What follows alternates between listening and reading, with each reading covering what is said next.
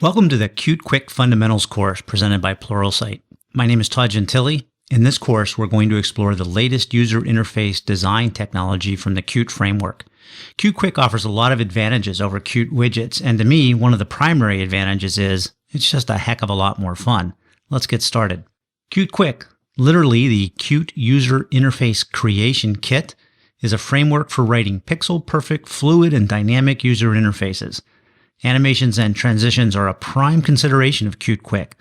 Originally designed for areas where users expected a non-widget-based UI like mobile devices and touch interfaces, it has now elevated desktop development as a primary target. QML stands for Qt Markup Language, and depending on what you are familiar with, you can think of it like other declarative languages like HTML or CSS. If you know Windows Presentation Foundation, WPF, then I like to think of it as a pretty close analog to XAML. I don't think the distinctions between Qt Quick and QML are all that important, but to help you avoid offending anyone, you can think of Qt Quick as the parent module and overall framework. It includes QML, the QML API, and also a C++ API that makes Qt Quick easy to extend with C++. The QML module itself contains both the QML language and the QML engine. QML isn't strictly declarative. It gains imperative abilities by leveraging ECMAScript. That's JavaScript to you and me. You build up your QML applications from four fundamental principles. The UI can be thought of as a hierarchical collection of nested elements. The elements themselves are described and decorated by their properties. Properties can be bound to values to stay properly updated automatically. These properties can be JavaScript calculations or functions as well. Each property can generate signals when changed, and the enclosing object or hierarchy has handlers for responding to those signals. Let's talk about the pros and cons of writing a UI in Qt Quick instead of Qt widgets. On the pro side, it's very modular. You can really reduce complexity and increase the reusability of QML by encapsulating pieces as components. It's pretty easy. You don't really have to be a programmer to design a QML UI. Someone good at HTML and CSS can create a UI. It's rearrangeable. That is, there's a container-based layout approach that makes it really easy to just cut and paste and move elements around to rearrange how your UI looks. It excels at quick prototyping. You can sketch out ideas and get a working prototype of a UI without investing a lot of programming time. QML is really extensible. One of the problems I have with any widget library is what happens when there's no widget that does what you want. Usually extending the functionality may be possible, but it's typically not very easy. Some widgets have a certain amount of extensibility just based on built-in properties and methods, but when you exceed what the designers had in mind, you tend to fall off a cliff in terms of the effort required. QML components are also network aware and can be referenced locally or over a network. On the con side, well, there aren't any. Okay, that might not be strictly true. You do need to extend your knowledge beyond C++. You'll have to learn QML, which isn't going to be as universally useful as something like HTML. You also have to learn JavaScript. Of course, there are lots of other reasons to learn JavaScript, and it is more universally useful. How you feel about how it performs may depend on where you run it. Qt Quick has options for just-in-time compiling and pre-compilation, and even has GPU optimizations, so it's not a given that it won't perform as well as a widget approach. It might perform better. Some platforms either don't support just-in-time compiling or don't allow it. Even so, the documentation has lots of good hints about how to maximize the performance of your QML. It can be a less familiar approach. You might, like me, have been developing software with imperative tools and widget-based approaches for a lot of years. Doing it with a completely different tool and a declarative approach can take some getting used to. And on the con side is quick prototyping. Wait, didn't I mention on the pro side? One of the problems with making a really good-looking final prototype is your boss can think the job's done. And I often think that's dangerous. So let's leave that one in the middle. Finally, a lot of QML errors you make won't show up until you run. Now, this sounds worse than it is. First, Qt Creator does a great job of syntax checking and letting you know when you've written the code incorrectly. Still, sometimes you'll have to run and then read the console messages to see why your code isn't working. However, the turnaround time on this is pretty quick, as you're going to see, and I don't think it's such a terrible trade-off. Let's take a sneak peek at what a QML application can look like. I'm just going to load one of the many examples that comes with Qt. Once you finish this course, the examples are a great way to learn more and explore specific techniques. We're in the welcome mode of Qt Creator, and I'm on the Examples tab. Let me scroll down a bit, and here's an example demo named Qt Quick Demo Tweet Search. I'll just click on it, and then click on the Configure project, and now I can run. And we get what very much looks like a smartphone app for searching Twitter. It looks pretty intuitive. I can search by keyword, user, or hashtag. I'll click on the search word area at the top, and a nice little animation runs to reveal a text edit area I can type in. I'll type in a search term near and dear to all of our hearts. The app goes out to the web and starts retrieving data and updating the screen. If you look carefully, you can see the images are loading asynchronously. I can just flick the list with my mouse, and it would work with a touch screen also. Several built-in QML objects have support for flickable gestures. I can click on the Pluralsight name, and it animates back to our home screen and does the user search for me, again starting the automatic updating of results as they stream in. I can drop back to Qt Creator, and outside of main.cpp, which just bootstraps the app, this is a QML-only application, and it's contained in 8 QML files down under Content. You could probably even guess what each QML file's purpose is. We're not going to examine this app in detail. I just wanted you to get a feel for what QML looks like and what it can do. And it won't be long before you can understand and write an app that can do this too. So what are the prerequisites to learn Qt Quick? Really not much. An interest in programming, an open mind, and that's all that's really needed. If you have a designer's eye, that too can help, but you can always study and develop that independently. Having zero design skills won't keep you from learning anyway, although it may keep you from making the most out of Qt Quick. In terms of skill sets, if you can code up HTML, you're probably fine. You'll get the most out of this course if small amounts of JavaScript don't intimidate you. Mastering Qt Quick is going to require learning some JavaScript, although you really can limit the amount of JavaScript you use. You can program in Qt Quick without any knowledge of C++. However, you can extend Qt Quick with C++ and integrate it with your existing C++ code. When you're done, you're going to be able to create complete applications in Qt Quick only. This course won't teach you how to integrate with C++ code. You'll have to wait for the third course in this series for that. You'll know how to read and process data from the user and from files, and you'll even be able to quickly write applications that consume data coming from web APIs. You'll also learn about animations and transitions, and the data model view delegate approach that some QML objects use to make your life easier.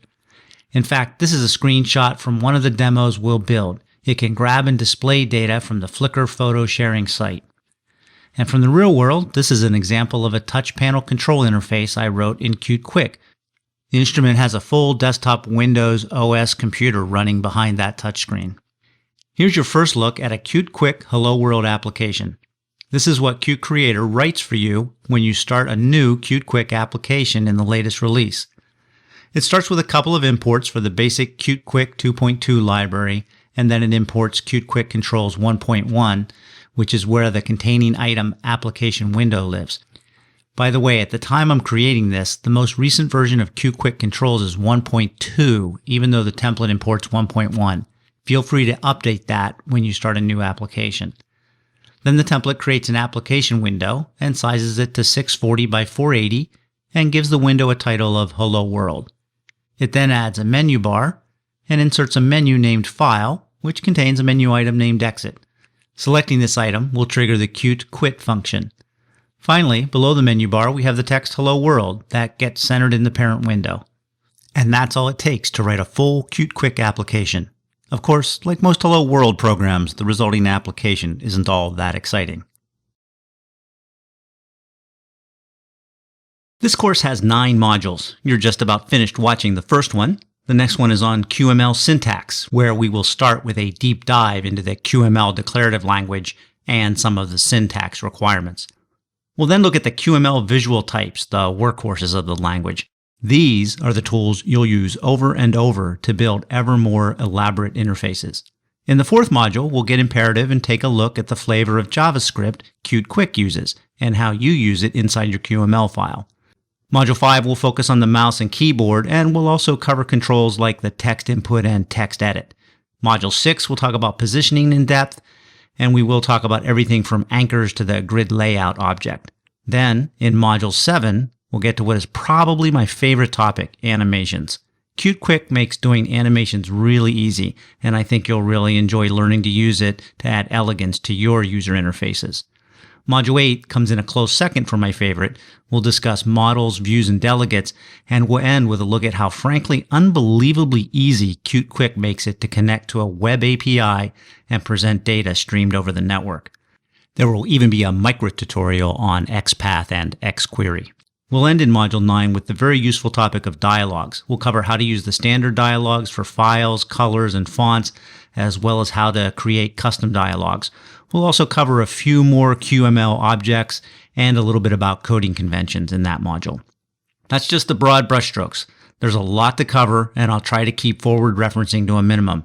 Once we get rolling, I'll be introducing pieces of the QML API throughout the course. Finally, don't forget, and I know it will be hard because you're going to want to run off and create that killer Qt Quick app to rate the course. And if you have any questions about the material presented in the course, use the discussion board. Okay, fire up that laptop or desktop. Let's get started learning Qt Quick. Welcome to the QML syntax module of the Qt Quick Fundamentals course. My name is Todd Gentili, and in this part, we will be exploring the basic syntax used when creating a QML document.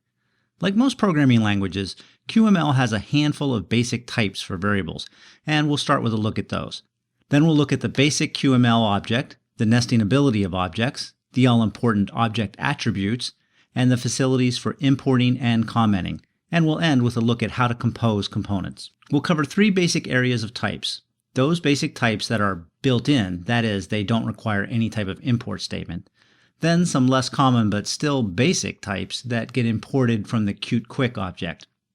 And I do want to mention that you can make QML aware of any C++ type. The basic types that require no import gives you access to the usual suspects you use when coding. There may be a mild surprise or two here. Note that there is both a string and a URL type. The URL type has a specific purpose and will look like a normal string in use. However, you will want to keep in mind that it's not directly comparable to a string. The var type is a generic property type that can refer to any data type. There are some special considerations to be aware of when using the var type, and we'll discuss that when we talk about binding. The list type is also unique to Qt. It refers to a list of QML objects. It's best used when you have a static list of objects that you need to manipulate in QML or that need to be passed into QML from C++. There are other structures suitable for dynamic lists. The enumeration type is commonly encountered when writing QML code. You'll see it used for everything from alignment and animation settings to mapping C++ enumerations into QML. These are the basic types that are imported from the QML modules. We won't cover all of these in detail as many of them have special purposes. Currently, only QML modules provided by Qt may provide basic types, but the documentation does indicate that this may change in the future. It is worth taking a deeper look at some of the more general purpose types of color, font, and date. Colors in Qt can be defined using names or values. The names come from the scalable vector graphics format. Defining colors from values uses the ARGB or RGB format as a hexadecimal string. If you don't specify the alpha channel, the color is fully opaque by default. So the two examples shown here result in the same color. You can also use Qt.lighter and Qt.darker to adjust colors. Here is a very difficult to read chart of the various SVG colors. You can easily find these types of charts on the web with a simple search. I just wanted you to see the variety of colors that are available to you by name. Using the names and the lighter and darker functions means you'll seldom need to resort to RGB values if you don't want to. Since I mentioned Qt lighter and Qt darker, this is a good time to mention the Qt global objects. You're likely to see these quite frequently. The Qt object itself exposes a number of elements from Qt. You can see that to use those objects, you use the Qt prefix with the dot notation as shown for the example calling quit. You already saw the translation method used in our Hello World example. You can also use it for a number of other functions. For now, I just wanted to show you a list of the common ones. QML also has some items in the global namespace that you can take advantage of. These include the XML HTTP request object for retrieving data from the web, a set of APIs for offline data storage and database access, and direct access to the console. The global items provided by QML don't require a prefix, so you can just invoke console.log as shown here. Font is our next basic type. Font has a lot of group properties as shown, and if you've ever worked with fonts, there are no real surprises here. Working with dates is also pretty standard. You can specify a date with the simple string format shown. When you want to display a date, you can use the global object and take advantage of cute format date or cute format date time. Both functions provide parameters that allow a great deal of flexibility in producing the desired output. Finally, I'll just mention, in case you're a cute C++ programmer, that cute dates are the equivalent of the date type. And speaking of C++, as I mentioned earlier, you can make Qt aware of any C++ type in the Qt library or from your own code. The mechanics of how that is done are beyond the scope of this course, but look for more on this topic in an upcoming course that will focus on integrating C++ with Qt.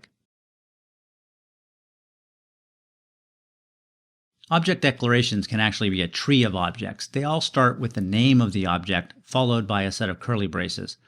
All attributes and child objects are declared within these braces. Here's an example of a QML object named item that has an ID attribute set to myItemID and a width property of 640. The basic syntax is the property name, followed by a colon, and then the value for the property. Often they are written one per line, but you can put multiple properties on a single line and separate them with a semicolon. Let's talk about the details of an object declaration in more depth. Every QML object has a set of attributes, and each object instance you create automatically creates that object's set of attributes with the default values. If you're an object-oriented programmer, you can think of each QML object as an instance of a class. The attribute can be an ID, a property, a signal or signal handler, a method, or an attached property. The ID attribute is a unique case. First, an object doesn't have to have an ID, but it's generally a good idea, and they are extremely useful, as you'll see when we discuss binding. Every ID that is in the current scope should have a unique value. IDs must follow the title case naming convention. This isn't hard to remember because the IDE will remind you when you forget. IDs must start with a letter or underscore and can only contain letters, underscores, and numbers. You'll often see the lowest level item in a file named root. In fact, the Qt documentation has this to say. I'll be naming all my IDs with the suffix of ID, so that means instead of root, I'll use root ID. This suffix isn't necessary, but I think it will help you recognize immediately in the demos when I'm referencing another object by ID, and it prevents a naming conflict between custom properties and IDs. In this example, you can see we have two objects. The first has an ID of text ID and a property named text. The text property is set to the entered string. Here is some simple text. The second text area sets its text property by binding its text property to the first text area's text property. It does this by using the first text object's ID as shown. QML objects can have child objects. The relationship is implicitly set by nesting one object inside another object. The coordinate system for positioning the child element comes from the parent. We'll examine exactly how this works in the demo. It's not specific to nesting, but it's also useful to note that items at overlapping locations have Z ordering, determined implicitly by where they appear in a QML file. That is, earlier items are behind later items. You can also explicitly set the Z order.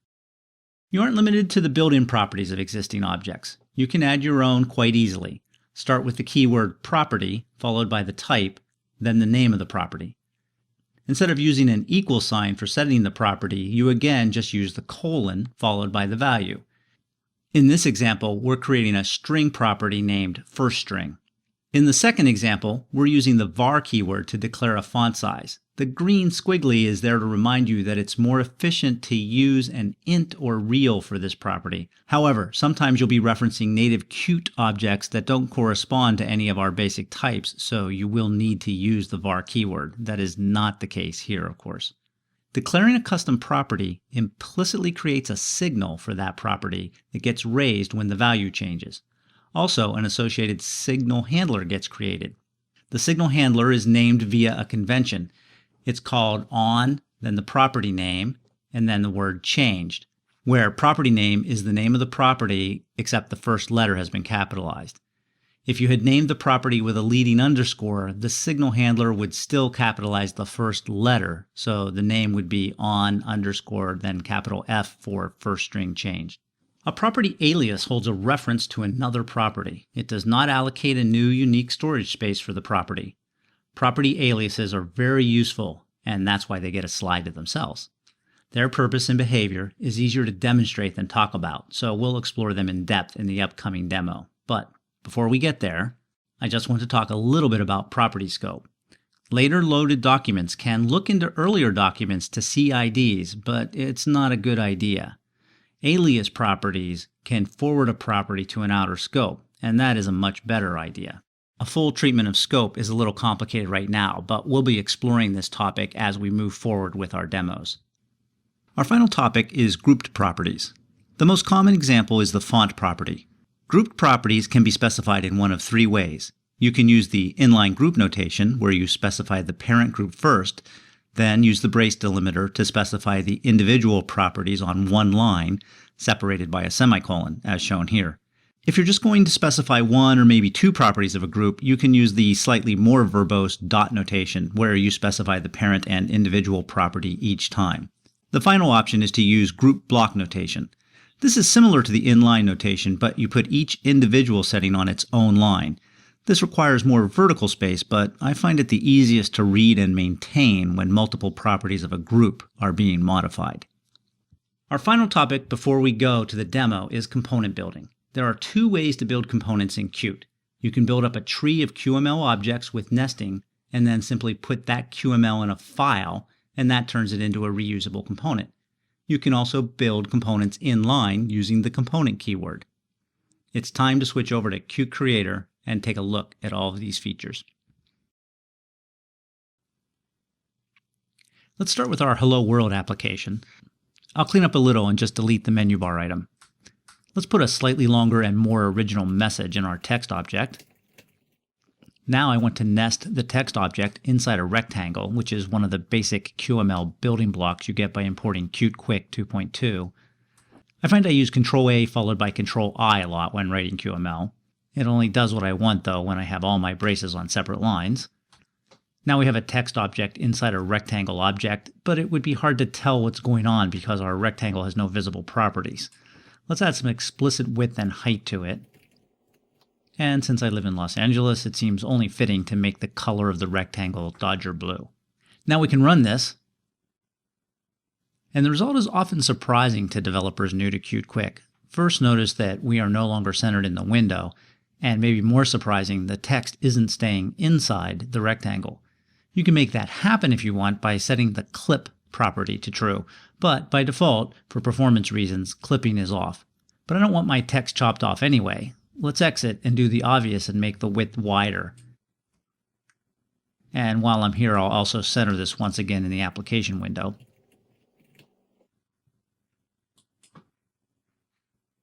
Okay, that's better, but it's not the cute way of doing things. Let's try again. First, let me spell welcome correctly. Then let me change the pixel size so you can see just one reason why hard coding widths can be problematic. Qt can make life easier for you. First, we need to give the text area an ID. See, aren't you glad I'm using the ID suffix? One more thing named text was not necessary. Now I can specify the width of the rectangle in terms of the text. I just need to specify the text area's ID and then use dot notation and select the implicit width property. And I'll add a little margin, and of course in a real app we would never hard code a value like this, would we? We do a similar operation for height and run. That's much less fragile. Let's exit. And let's get a bit more code editing room and scroll up. I'll add another custom property, this time of type date, and I'll use the string format I showed you to initialize it. I'll add another text area and set its text property to the date directly. We'll run that, and you can see why formatting matters. I can use the Qt global object and invoke the format date function, pass in the date as the first parameter, And then the second parameter is the formatting string. You can easily find all the options for this in the documentation. For now, I'll just use a value I know works. 4 lowercase y's for the year, 3 uppercase m's will give me the month as a name, and 2 lowercase d's will give me the day with a leading 0 if necessary. Let's also make it a little bigger and set the color of the text. Run again, and that's much better. Let me show you what I meant with my earlier comment about comparing strings and URLs. Now, normally you'd use a URL type to set a source property for an image or actually link to an item, but for now I just wanted to show you what I meant when I said you couldn't directly compare the two. First, I'll create another custom property and specify the type as string, and I'll change the name to some string and just enter I don't know, let's pick a world-famous blog for the value. I'll also add a second custom property and make its type URL and give it the same value. Now, I'll just bind the text property of the text object in the rectangle to the custom string property I created. And I'll replace the date string with our URL value. Let's run. And you can see both the URL and string custom properties act like strings. Let me close the window. Now, I can write our first signal handler. When the binding to some string happens, the text changed signal will fire, and I can create a slot for that with onTextChanged. I can write a little snippet of JavaScript inline here as an anonymous function for the handler. I just want to compare the two properties. If they are equal, I'll log out the string true, and otherwise I'll log out false. And if you've never used JavaScript, the triple equals is a version of the comparison operator that doesn't coerce underlying types, and it's the recommended comparison to use, although you should feel free to try this test with the double equals as well. We run again, and you can see that while both strings look the same, down here in our console the comparison returns false. Before I wrap up this clip, I want to demonstrate the relative coordinate system used by QML. I'll leave the rectangle itself centered in the page, but I'll turn off the anchor centering for the text itself. I explicitly set an X position of 0 and a Y position of, well, since the text is 24 point, I'll use 30 for Y. Now, if QML used absolute positioning, this would put our text up in the upper left-hand corner. But since the coordinates are relative to our rectangle, we should be starting at the left edge of the rectangle and somewhere near the bottom. Oh, and by the way, when you weren't looking, I changed the JavaScript comparison operator to the version that doesn't do coercion. There we go. It shows up where we would expect, and this time, since the underlying types were coerced, our comparison returns true. In the next clip, we'll build our first component. Let me get rid of this text area. If you watched my course on Qt, you know I sometimes use vertically aligned labels and fields in my desktop applications. Let's see just how easy it is to create a reusable component in Qt. First, let me introduce an older Qt layout type named column, which just automatically places consecutive items underneath each other. I'll then add some newer types from Qt controls, first one named label, and give it an ID, and set the text. Then an enterable text field. I'll also give it an ID. And let's set the maximum length property as well. We'll run that. And there we go, a vertically aligned label and text field. Now, the point is, I want to be able to reuse this multiple times for any number of fields on my form. The first step is to just grab this bit of QML and move it into its own file. Let me bring back the sidebar. And I'll right-click on the QML resource and click Add New. Then select the Qt area on the left and the QML file QtQuick2 template in the middle. The name for the file should start with a capital letter. I'll just call it vertical field. We can get rid of the default code, and the import's a bit dated for this template. Let's change it to 2.2. And I'll paste in the code we just wrote a minute ago. Now we have a couple of errors. The column object is fine because it's an older object that came from the QtQuick import, but label and text field are part of the newer QtQuick controls, so we need to add that import. I find it easiest to just use the Content Assist feature and select the import from the list. If you're a C++ programmer, you can think of import the same way you think of include. It's just bringing other classes into scope for your use. You can see all the red squigglies have gone away. Now, back to our main QML file. Let me widen the sidebar a little. Now, to use our newly minted component, we can just reference it by the file name we gave it. I type vertical field, and you can see it's recognized by the fact that the editor changes the color. I instantiate it with braces just like the built-in elements. We can run, and you can see it looks the same. Of course, we aren't quite done yet. We aren't going to want a bunch of vertical fields all with the same label, and you don't want to reach down into the innards of your component, and in fact, QML doesn't allow it. You can only see the top-level parent object. This is where the property alias becomes valuable. You could create a new custom property and wire it up to the desired attribute, but an alias is simpler. We'll just create an alias that gives us access to the ID attribute of both elements.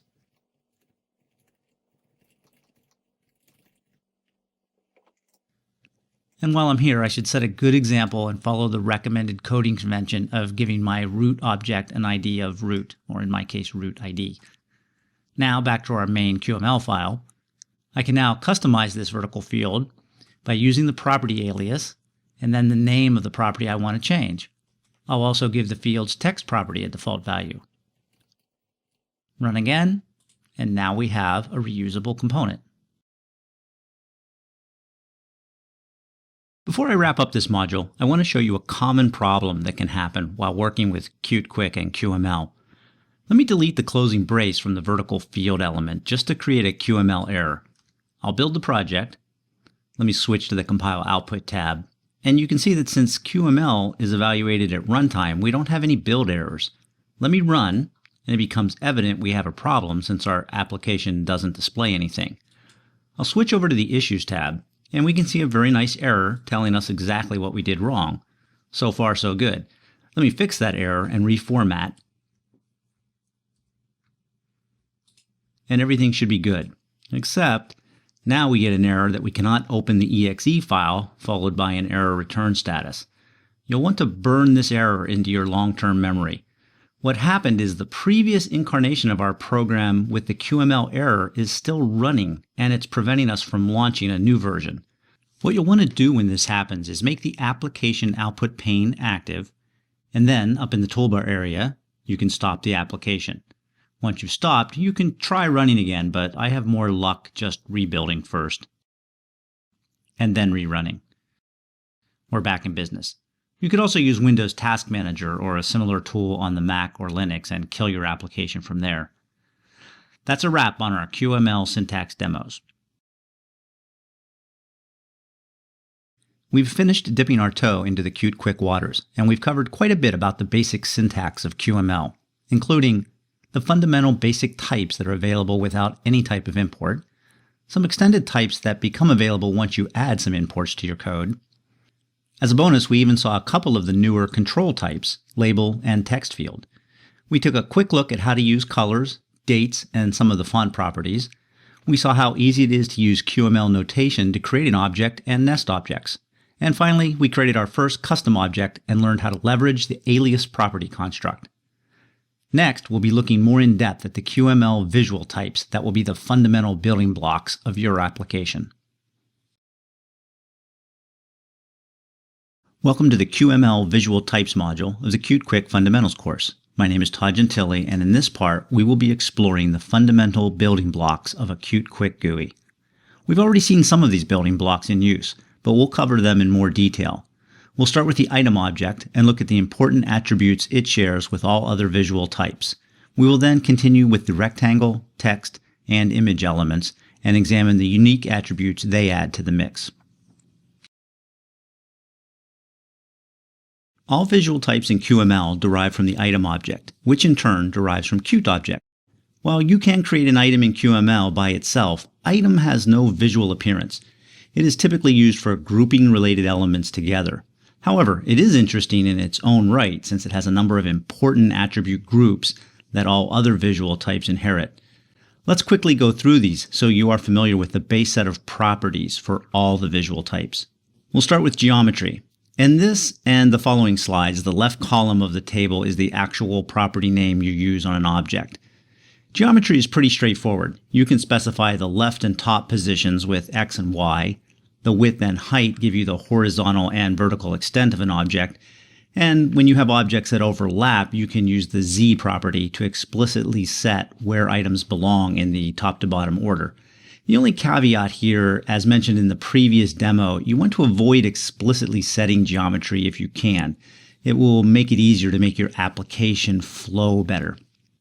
In the layout group, anchors allow you to position one element relative to a parent or a sibling element.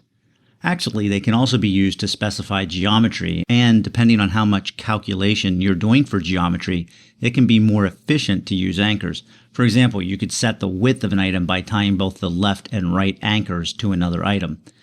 We will be exploring anchors and the various margin properties on anchors in the positioning module. Key handling is what allows you to write handlers for keys being pressed. This functionality is provided by the attached properties keys and key navigation. With attached properties, you'll always be using a dot notation to achieve your goal, just like you do with grouped properties. For example, keys has a pressed signal, which you can capture with the onPressed signal handler as shown. This is just one example handler in keys. There are many more, including key-specific handlers like onReturnPressed. The key navigation property lets you specify how the arrow keys, and for that matter the tab key, move among other input elements on your layout. The focus property can be used to designate a particular element as having the keyboard focus. Qt also supports the concept of focus scope, and we'll look at key handling in more depth in the module on user input. Transformation gives us the ability to scale, rotate, transform, and set the transform origin point. There are two ways to scale and rotate. One is done directly with the rotation and scale properties. You can get more control, especially if you want to do 3D rotations by using the transform property. This is covered in the positioning module. The visual group allows us to make elements visible or invisible with the visible property, or somewhere in between with the opacity property. This group also includes the clip property, which when true will restrict painting to the bounding rectangle. Finally, there is the smooth property, which when true does linear interpolation, and when false uses nearest neighbor. States are very useful and easily abused. You can associate a list of states with an object, and each state can define multiple property changes. States can also be used to run scripts, modify anchors, reparent an item, or override a signal handler. They're quite powerful. If your application integrates with C++, you'll want to consider if your use of states is adding logic to the view that might better belong somewhere else. If you're writing strictly in QML, you probably have no choice but to use states. We'll cover these attributes in the upcoming demos, and while this list is a good start, it isn't fully comprehensive for even just the item object.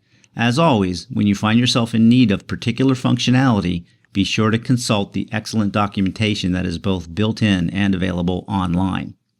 There are quite a few visual types available from the Qt Quick 2.2 import. While I can't cover all of these, we'll make a good dent and get to about 75% of them. In this module, we'll start with what I think are the three primary building blocks: rectangle, image, and text. We'll cover another handful when we get to the module on user input, including basic tools like text edit, text input, and mouse area. The positioning module will introduce the grid, row, column, and related types, and then we have a few more that will get covered in various other topics. We'll start our demo of visual types with the rectangle. We've already seen it in action, but we're going to look at many of the attributes we've just talked about, as well as some that aren't available to an item, including the border, color, radius, and gradient.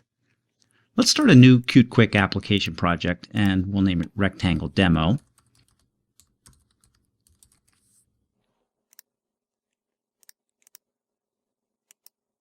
Remove the default text and menu bar, and we'll give the window a new title. First, I'll just add an item and set it to anchor in the center of the window so that everything nested inside the item has a default position. Now, I should mention that this will work differently than centering each item, as you'll see. The item is centered, but then our coordinate system starts in the center and extends to the bottom and to the right, so nested items will be off-center. Then I'll add a rectangle, much like we've already seen. I'll give it an ID, an explicit width and height, and a color. And this time I'll use the hex triplet and just set it to an eye-glaring red. Now I'll create a second rectangle. I can set all the geometry in one fell swoop to give it the same size and positioning as our other rectangle, and I'll make it blue. And let's run. And all you see is the second rectangle since it's hiding the first rectangle. I want to point out another Qt Creator shortcut here. I have been using the mouse to close the bottom panes, and I do try to use the mouse a lot so that you can better see what I'm doing. But you can also just hit the escape key to close those panels. So in the future, when you see the panels disappear, you'll know what happened. Let me just change the opacity of our second rectangle to 50% using a value of 0.5, and we can see the colors blend. Now let's move to the second rectangle. You might think you could just add some margin to the left anchor and move your rectangle over. But that's not going to work. We'll talk about anchors in more detail soon, and I'll explain what really happened. For now, let's simplify things, and we'll just remove the anchor fill and set the width and height via the first rectangle's ID. Now I no longer want an anchor margin, I just want the left anchor, and I set it to the first rectangle's right anchor. And notice that I don't use the anchors keyword again, just the ID, the dot operator, and the right keyword. There we go, two rectangles side by side. A red one with opacity at 100% and a blue one with a 50% opacity. Let's get them to overlap a little. And the margin property is now an easy way to do that. I'll just use a negative number to move it to the left by 15 pixels. And let's set the visible property to false. So now we're setting conflicting properties in a way. We're asking for the item to not be visible, which is similar to asking for an opacity of 0%, but we are explicitly setting an opacity of 50%. But they are separate properties, and the visible property wins. And it always wins. It doesn't matter what order you specify these two properties in, which when you're doing things in code, you'll recognize as a good thing. Although opacity and visibility are similar, they aren't identical, especially when it comes to handling events. When I want invisible items to respond to events, I use an opacity of 0. Let's move on to gradients. You'll start with the gradient property, and while you can specify a gradient manually, I find the toolbars very helpful here. You can hit Ctrl-Alt-Space and bring up the gradient toolbar once you've typed the keyword, but it's disabled. Let's move it out of the way. Now if I just start to type gradient, the toolbar recognizes what I'm after and it enables. By default, it gives me two gradient stops in black and white. I can click right in the first stop box and a color picker appears. I can drag the slider on the right, let's get down to the blue area, and then I can click in the color swatch area to get the shade I want. I can repeat the process for the next stop. I can drag these stops left or right, and I can also click above the gradient bar to add an additional stop. I'll just leave this stop as white, and you can click on these and hit delete to delete them as well. And, oh, well, it would help to make the rectangle visible now. If the toolbar gets in your way, you can use the context menu to pin or unpin, and you can also set it to always show. And let me get that last character. That's better. I'll remove the opacity and overlap so we can see the entire rectangle.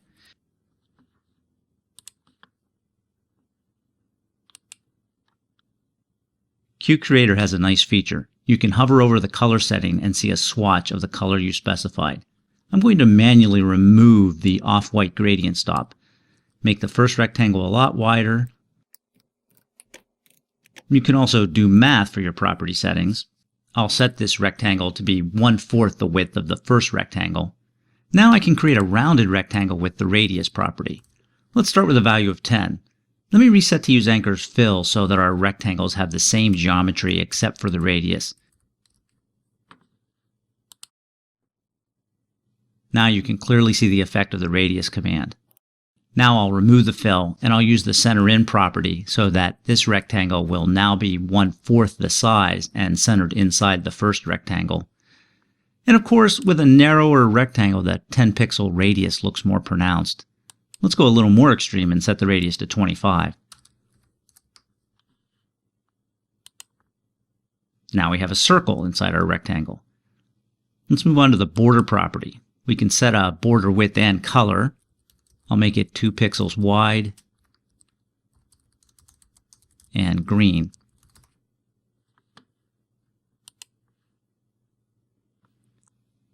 The final property I want to explore is the Z ordering. I'll use the vertical center offset property and move my circle down 15 pixels. Let's see what that looks like to start. Since the circle comes later in the file, it shows up on top. Instead of moving my QML code around, I'll just go up to the rectangle and set its Z order to 1. And since the circle's default Z order is 0, now the rectangle is on top of the circle. That's enough about the rectangle. Next up, the text object. Our next major building block is the text element. We'll look at the color, font, style, Unicode, and HTML support baked into the text object. We'll start a new Qt Quick application and name it Text Demo. We can get rid of the menu bar. Let's change the text to be a little longer. And let me start with the elide property. When text doesn't fit inside the allocated space, you can specify not only whether it should elide, but whether it should be elided on the left, middle, or right. Since we currently aren't limiting the size of our text area, let me hard code a width of 100.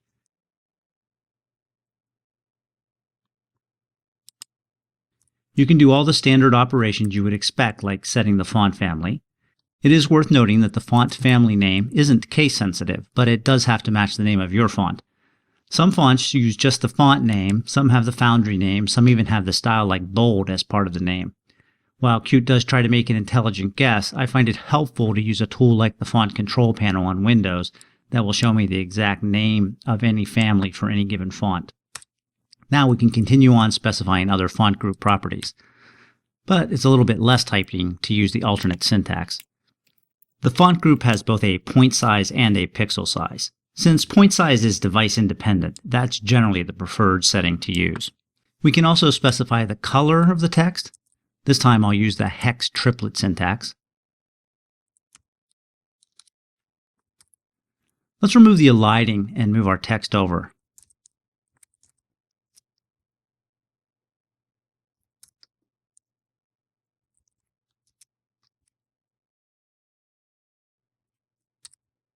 Let me give this area an ID, and I'll create a second text area. I'll anchor the second text area's top to the upper area's bottom, and we'll set a few font properties. Let's use the Garamond family, and we'll set the point size to 12, and finally add some text to display.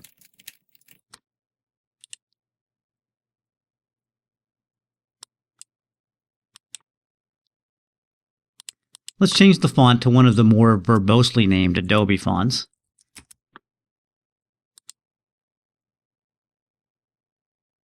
There are often multiple ways to achieve the same effect.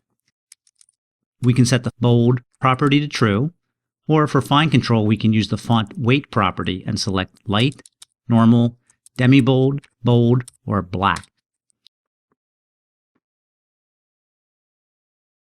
If you want only some of the text in bold, you can use a limited subset of HTML in the text string itself. For example, the B tag is a simple way to get a few words to show up in bold. When Qt sees an HTML tag inside a string, it will correctly interpret the text string as a style text, but you can explicitly set the nature of the text with the text format property. By default, it is set to auto text, which uses the simple heuristic, but you can specify plain text, style text, or rich text. Rich text gets you a larger subset of HTML, but doesn't perform as well as style text. There is also a style property that allows you to specify one of 3 additional styles: outline, raised, or sunken. Use normal, which is the default, to disable this additional style. You can also specify the style color. I'll use green. And now we have a font for the top of our holiday newsletter. Some fonts have larger Unicode character sets than others. Let me choose a Windows font that has a good selection. Now I can enter a Unicode character with a / followed by the letter U and the 4-digit hex value for the character.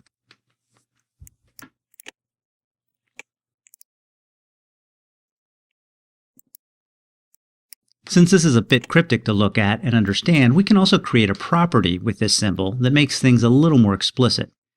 Cute quick strings are cute strings, so I can use %0 as a parameter placeholder on both sides of this string, and then use the arg method to substitute my property. You could also just paste Unicode characters directly into the string as long as your operating system is set up for supporting Unicode file formats, which should be the case on Windows, Linux, and the Mac. Let's do one more HTML-based format. I have a graphic bullet here on my file system, so I'll add it to my resources.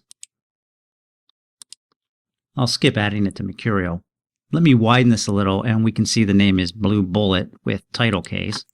I'll just create another string property and set the contents to be the HTML image source tag, and I'll specify that I want a width and height of 32.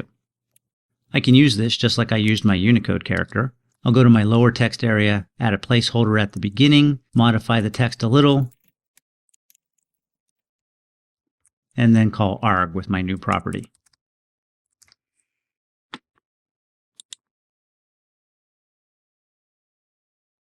You can use the built-in help, or in this case, I'm showing you Qt Assistant, and you can look up under Qt 5.2, Qt Quick QML Types Text, and you can see everything that the text object supports. Next up, we'll work with the image object. We'll be looking at three categories of properties in the image demo. The source property, which allows us to specify the source URL of the image. We'll see how to specify an internal resource implicitly and explicitly. We'll also grab an image from the file system, and finally, we'll grab an image over the internet. In the display category, we'll look at the mirror, fill mode, and various alignment options. And finally, under performance, there are options to specify that images load asynchronously, get cached, and use smoothing when scaled or transformed. Let's get started. As usual, let's create a new project. I'll name it Image Demo. I don't need more than one kit configured. Let me turn off a manual one that I created. I'll run once, both to make sure everything is working, and by running, I automatically create runtime folders for the project. Now let me switch over to the file system. I have two small images here I want to use in slightly different ways. I'll drag this file, named done return, into the working directory, and I'll drag the Blue Bullet ping file into my source directory. We'll return to Qt Creator. We can do our normal cleanup and get rid of the menu bar, and we're not going to need the default text area either.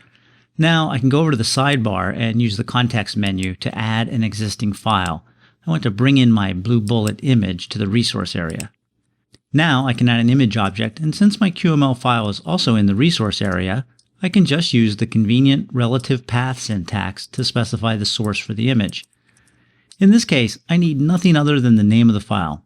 Once that is specified, I can run, and there we have our comforting Blue Bullet image. Now, if our QML file weren't in our resource file, we would have to specify it explicitly, and doing so will cause no problems. In fact, let's make it at least a little more interesting. I'll add a prefix to our resource and name it images. And then I can add the image into that folder.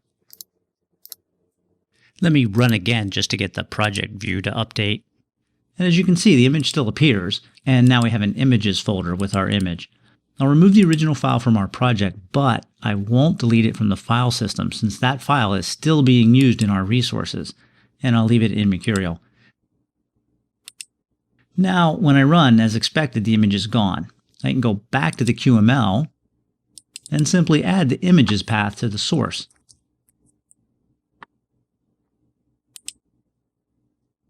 And there's our image. I can add a second image object, and this time I want to use the image from the file system. So I just prefix the path with the file, colon, and since the file is at my root working directory, I can just specify the name of the file, which was done return.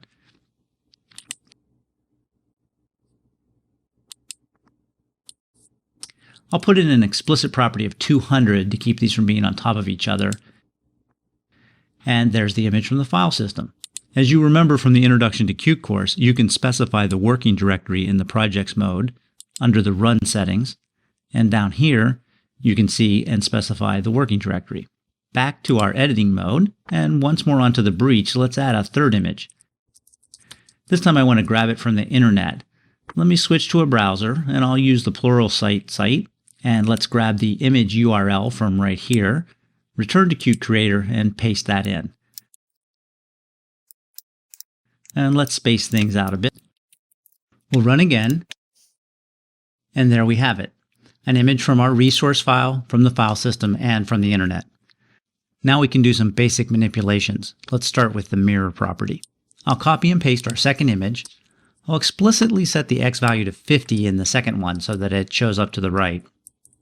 And finally set the mirror property on the second copy to true. We can run again, and now we have mirror images. Images also support a variety of fill modes. Let's start with tile horizontally. As it stands, this won't do much. Let's prove it. This tiling is used to fill the specified width. Since we haven't specified a width, QML is assuming we want a width to fit our image. If I hardcode a width of 800, now we get the desired tiling. It works equally well in the vertical direction. But of course, this time we have to specify a height. A little cluttered looking, but doing what we expect. Let me comment the fill mode out and go back to width. And let's use 400. Now we can run and see the default fill mode. If we want our image to not be stretched, we have to specify a fill mode of pad. And how lucky for me, this leads us to alignment. By default, you can tell the image is centered in our width. We can change this by specifying a horizontal alignment property. We can specify align left or align right.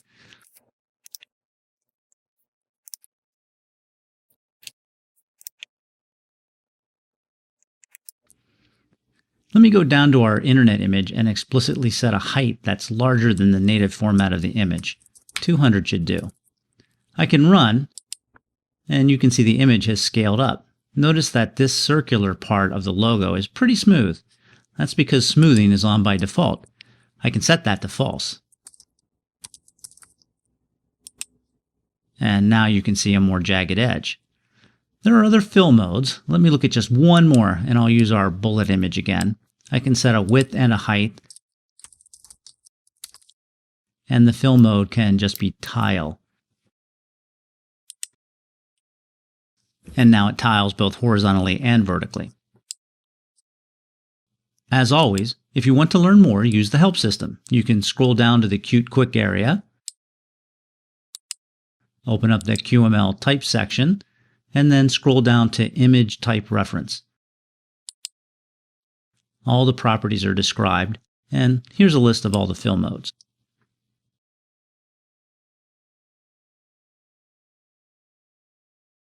Before we finish up with the basic building blocks, I just want to cover a few odds and ends. The border image object allows you to slice and dice an image so that it can be reused as a resizable image. It's worth taking a look at to see how this works. There is also support for animated images, and as our final item, I just want to show you how to interrogate your monitors so you know how much available space you have. Let's get started with the border image object. First, let's take a look at the image because we want to know some specifics about its size. I have a transparent ping image I want to use as a picture frame loaded into paint.net here. The first thing I'll do is draw 4 lines on this image. This gives me 3 distinct areas for the border image object. Area 1 is the corners. These are the areas we don't want to resize when we adjust the dimensions of our image. Area 2 is the portion of the image we want to resize when the width of our image changes. And finally, Area 3 contains the portion I want to resize when the height changes. All 3 areas are defined by these 2 points that define the top left and bottom right of the inner rectangle. As I move my cursor, we can see in the bottom that the top left coordinates are about 120 and 120. The right value is 275 and the bottom value is 395. Now that I have those 4 values, it's time for Qt Creator. I think you've seen enough project creation demos, so I'm just starting with an already created project called More Demo. I'll start with a border image object, and I'll give it an ID of pick frame ID. Then we need an image for the source. I can use the Project Explorer and right-click on my resource file and use the Add Existing File menu. And I just happen to have the frame.png right here in the root folder, so I can open that. And now specify frame.png for the source. I'll remove these other properties and specify the border using the values we just determined. And let me fix the ID to start with a lowercase p. Let's run. And there we have our frame. Not too exciting so far. Now we can use the border areas. I'll set both the horizontal and vertical tile modes to stretch. Let's modify the height and width and run again. I'll stretch the window out. And you can see the image has resized, but our corner pieces have not stretched. Let's make it look more like a picture. I can add a black matte rectangle and size and position it to fit within our image. Let me make the overall window large enough to fit. And we want our frame to be on top of our mat, so let me specify a Z value of 1. And there we have what looks like an overly ornate TV screen. Let's add a piece of cute quick artwork. I'll just add a couple of existing files I have. Border Rect just has a few settings for a rectangle with a black border of 4. And Mondrian.qml is just a series of these rectangles in various colors placed next to one another. I'll scroll through the entire file just so you can see there's nothing here that you haven't seen before. Now back to our main file, and I can just use my new Mondrian type and position it just so, and there's the final result. Let's move on to see how simple it is to use an animated GIF in QML. Let me just comment out the current code, and I can add the animated image object, give it an ID of GIF ID, and we can specify the source. I'll just add it to my resources using the same process I used for the frame.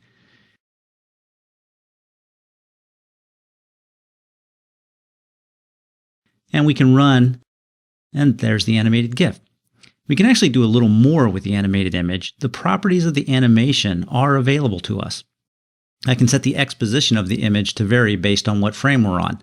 I'll use two properties of an animated image, the current frame and the frame count. The current frame will give me a value from 0 to 7. We'll divide that by the frame count, which for this image is 8. So our image should move along the X-axis, almost a full image width. Let's finish up this module with a look at screen properties. We need an additional import for this. I'll just scroll down, and the screen object is under the Windows import. Let me change the application window dimensions so that they use the screen width. I type screen, and you can see from the context menu that we're going to have a nice handful of options. We'll use the width and height properties, but we'll also talk about the desktop available versions of these in a minute. I'll set the width to be half the screen's width and the height to be half the screen's height. Let me make this the width, not the height.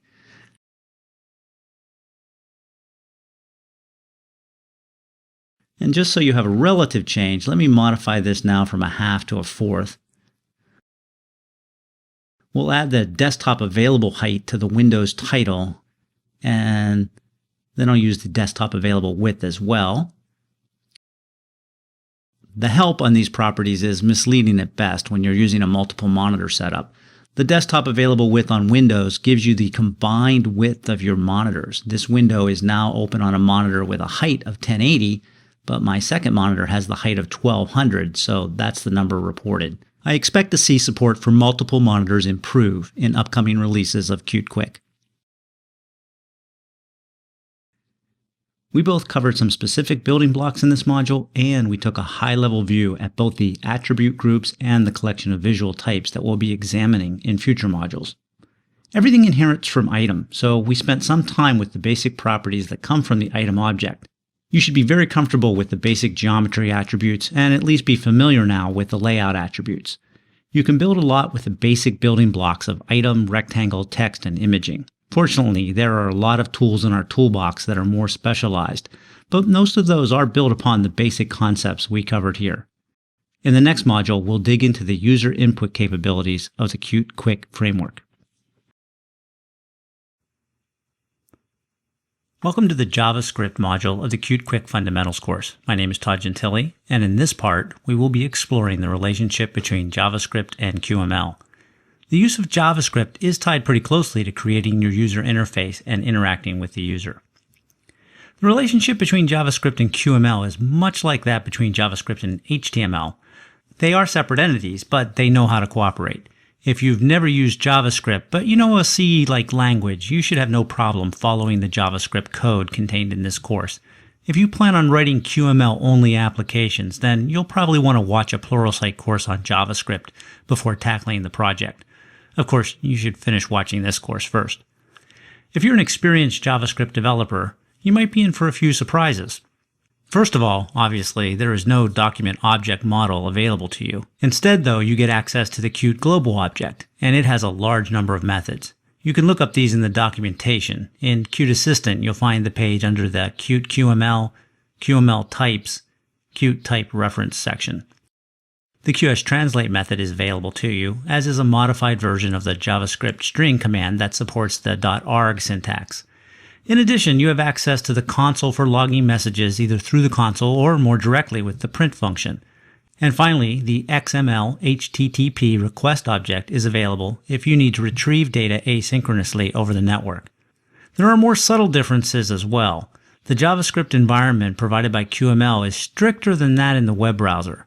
The most notable example of this is that you can't pollute the JS global object with your own members.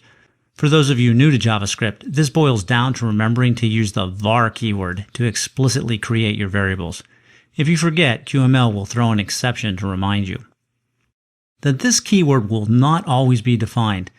The Qt documentation on the limitations of the this keyword is one of the few areas where it gives somewhat confusing and misleading information. However, the recommended approach is still valid. Since any QML object can be given an ID, use the explicit IDs instead of the this keyword, and you won't have any problems. JavaScript can go pretty much anywhere in your QML, as part of the property bindings and signal handlers or standalone custom methods. You can even import JavaScript from standalone JS files, and we'll look at all of these in the next couple of clips. You'll often see JavaScript used during property assignment. For example, the color of an object could be tied to its width using the property initialization syntax. This example uses the JavaScript ternary operator. If the width of the object is under 200, the color of the object will be red. Otherwise, it will be blue. You'll see the ternary operator used a lot in the documentation examples, but you can also put a multi-part if-else statement in a property binding. Just use a semicolon to separate the two statements. You do need to be a little careful about formatting, as whitespace matters in QML.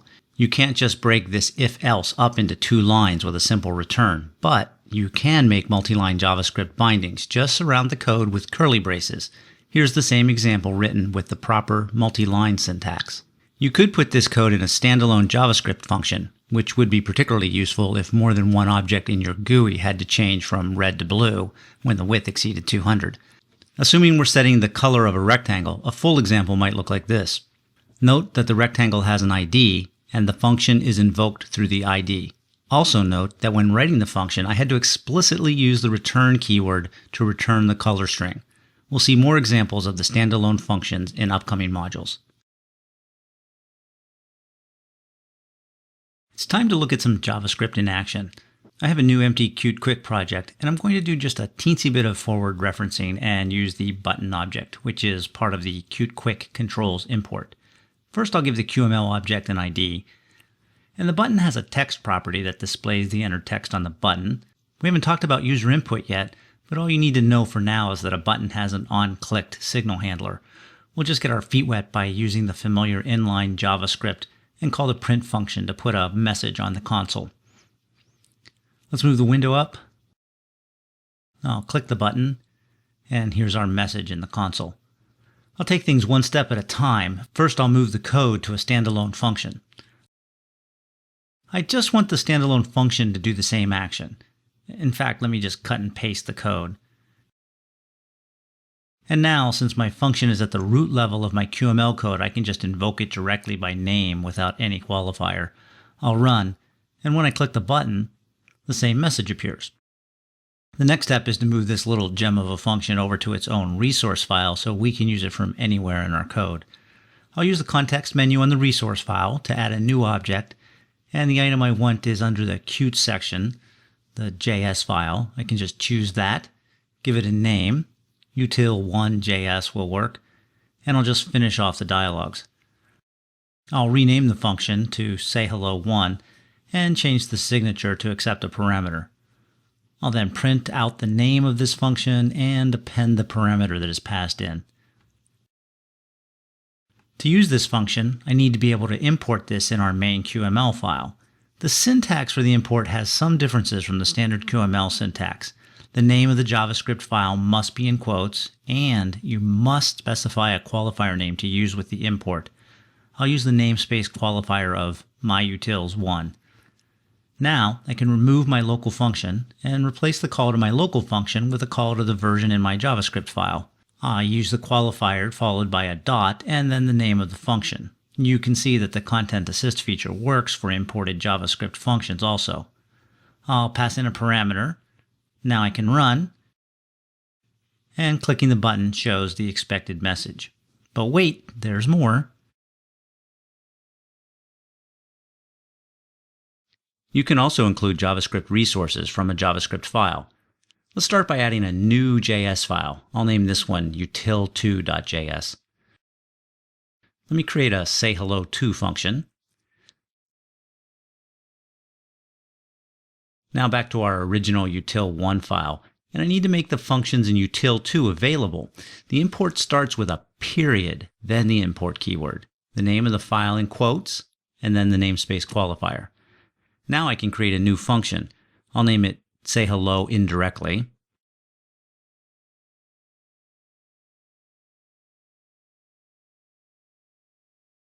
And I'll use Content Assist to autofill the new myutils2 namespace, and the dot operator shows me the list of functions, which in our case is a list of 1.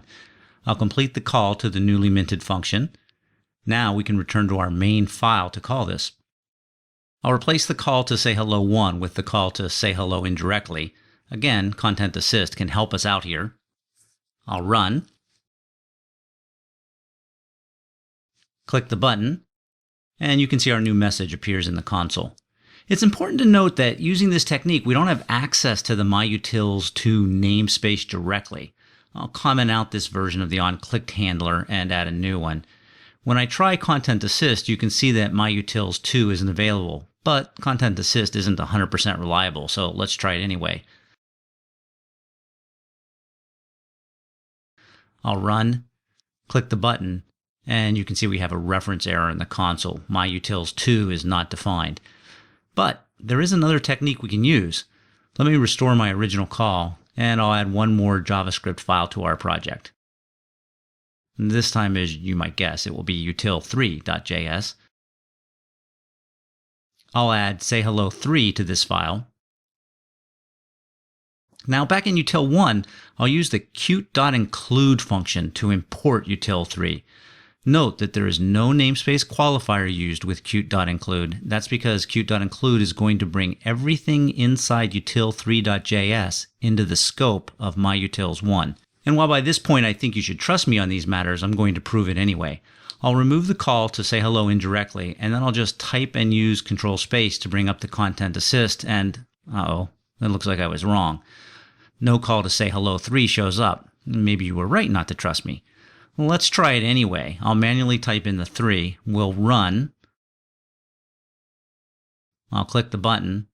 And down in the console, you can see why I previously said that Content Assist isn't 100% reliable. When you use the Qt global object and invoke a function, Qt Creator isn't aware of all the items brought into scope, but the runtime environment is, and the code works as expected. So to sum up, we have 3 basic imports. From QML, we can use the import statement with the name of the file in quotes, and we use the as keyword to specify a namespace for the imported functions. From within a JavaScript file, we use the same syntax except we prefix the import keyword with a period. And if you want to add functions from another JavaScript file into the namespace of a parent JavaScript file, you can use the qt.include function. Using a combination of these techniques should allow you to structure your JavaScript code however you like. Function scope isn't well documented, but it's pretty straightforward to figure out. I'll add a new button.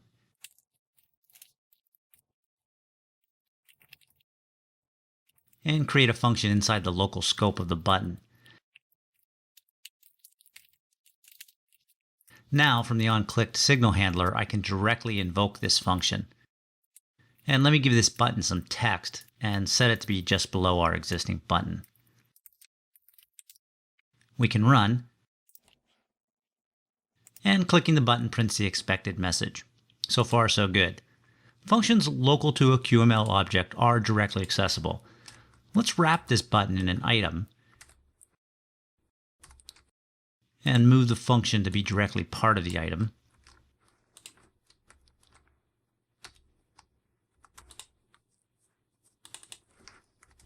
First, you'll notice that when I try to use Content Assist, it doesn't find the function name. That's our first clue that this might not work. Let me restore the original name and then run. When I click the button, we get a reference error. First, now that I have a parent item, let me move the anchoring up to the item so that both buttons can again be seen. Let me give the item an ID.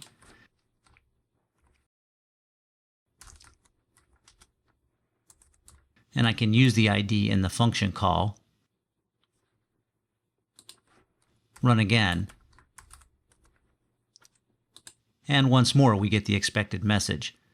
I could have also used the keyword parent here, and I wouldn't have had to assign an ID, but in my mind, using relative references like that makes your code more fragile, so I prefer to use IDs.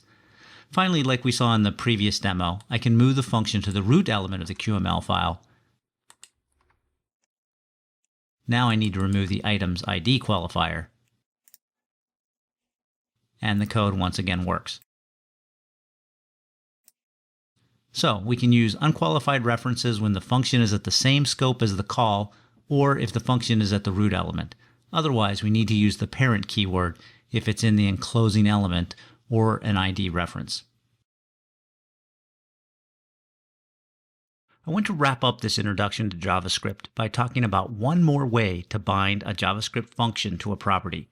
Qt-Quick provides the Qt.binding function call, and it's probably not immediately obvious why you need it. So let's take a look at a quick example. First, let me comment out our existing buttons. Then I'll add a property to our file, make it a double, and name it phi. Now I'll add a button, set its ID, set its text to setWidth, set its height, and I'll assign a simple JavaScript function to the width and set it to be the result of multiplying the height times phi. Now I'll add a second button, give it an ID, set its text to setHeight, and I'll set its onClick handler to set the height of our first button to increase by 20%. Then I'll position this button to be below our first button and give it some margin. Now we can run.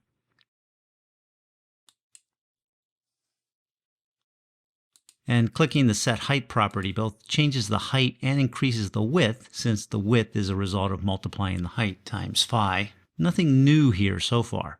But here's where something subtle about assigning properties can have a serious but unintended effect on your code. I'll add an onClicked handler to our first button, and I'll just directly set the width equal to the height times phi. Well, this doesn't really look like it should change anything, but it does. I'll click the height button, and as I do, everything still works. The first button resizes both height and width. I'll click the Set Width button, and probably like you expected, nothing happens. The width and height stays the same since clicking the button just sets the width to the height times phi. Now, however, when I click the Set Height button, notice that the button is only changing in height. The width is no longer actively running the script to set the width to the height times phi. What happened is when our onClicked handler ran, it didn't set the width to a function, it set the width to the result of a function. In effect, we disabled the automatic update behavior. In general, this is something to be aware of in Qt-Quick. Once you set a property binding statically, dynamic code that modifies a property will overwrite your initial setting. If we want to set a property to a function, the Qt-binding call is there to help out. I can invoke Qt-binding and pass it a JavaScript function as a parameter. I start with the function keyword, followed by an empty set of parentheses, since I'm not passing any parameters, then a curly brace to start the body of the function, and I now need to use the return keyword to return the function. Alternately, I could get the same result with this syntax where I assign the property to just the returned function. Either way will work. Let's run this. And now when I click on the height button, the first button resizes in height and width. But when I click the set width button and nothing changes, just like before, only now when I click the set height button, the button continues to resize in both width and height. Rather than continue with more and more JavaScript examples, I'm going to move on. And as we explore more of Qt Quick, we will continue to use JavaScript, and I promise to find more interesting uses than printing strings on the console. This concludes our first look at JavaScript in QML. We saw that support for JavaScript is pretty extensive, but there are some differences between writing JavaScript for a browser and writing it for a Qt Quick application. JavaScript can go into a lot of places in your QML code, including inline, in-property assignments, written for reuse in a single module as a standalone function, or written for reuse across multiple modules in a JavaScript resource file. We also looked at a couple of QML-specific features for JavaScript, the Qt.include function and its ability to bring JavaScript functions into a pre-existing namespace. And finally, we looked at the Qt binding function call and saw how it differs from directly using JavaScript in a property assignment. In the next module, we're going to look at one of the most important aspects of any user interface tool, the ability to interact with the user. Welcome to the User Input module of the Qt Quick Fundamentals course. My name is Todd Gentile, and in this part, we will be exploring the support in the Qt Quick Basic module for responding to the most common types of user input. We will focus on the support provided for the mouse and keyboard, but we will give a shout out to some of the touch support that's also available. There is some more advanced support available for motion-based gestures, but we won't be covering that topic in this course. You can consult the Qt Sensors documentation as shown here in Qt Assistant. There is also support for multimedia user input, for example, capturing still images or video from a camera. This topic is also outside of our scope, but help is available under the Qt Multimedia Widgets topic. Mouse input handling is fundamental to almost all modern desktop applications. The mouse area object provides the basic mechanism for reacting to mouse movements and clicks. This area also supports mouse wheel events.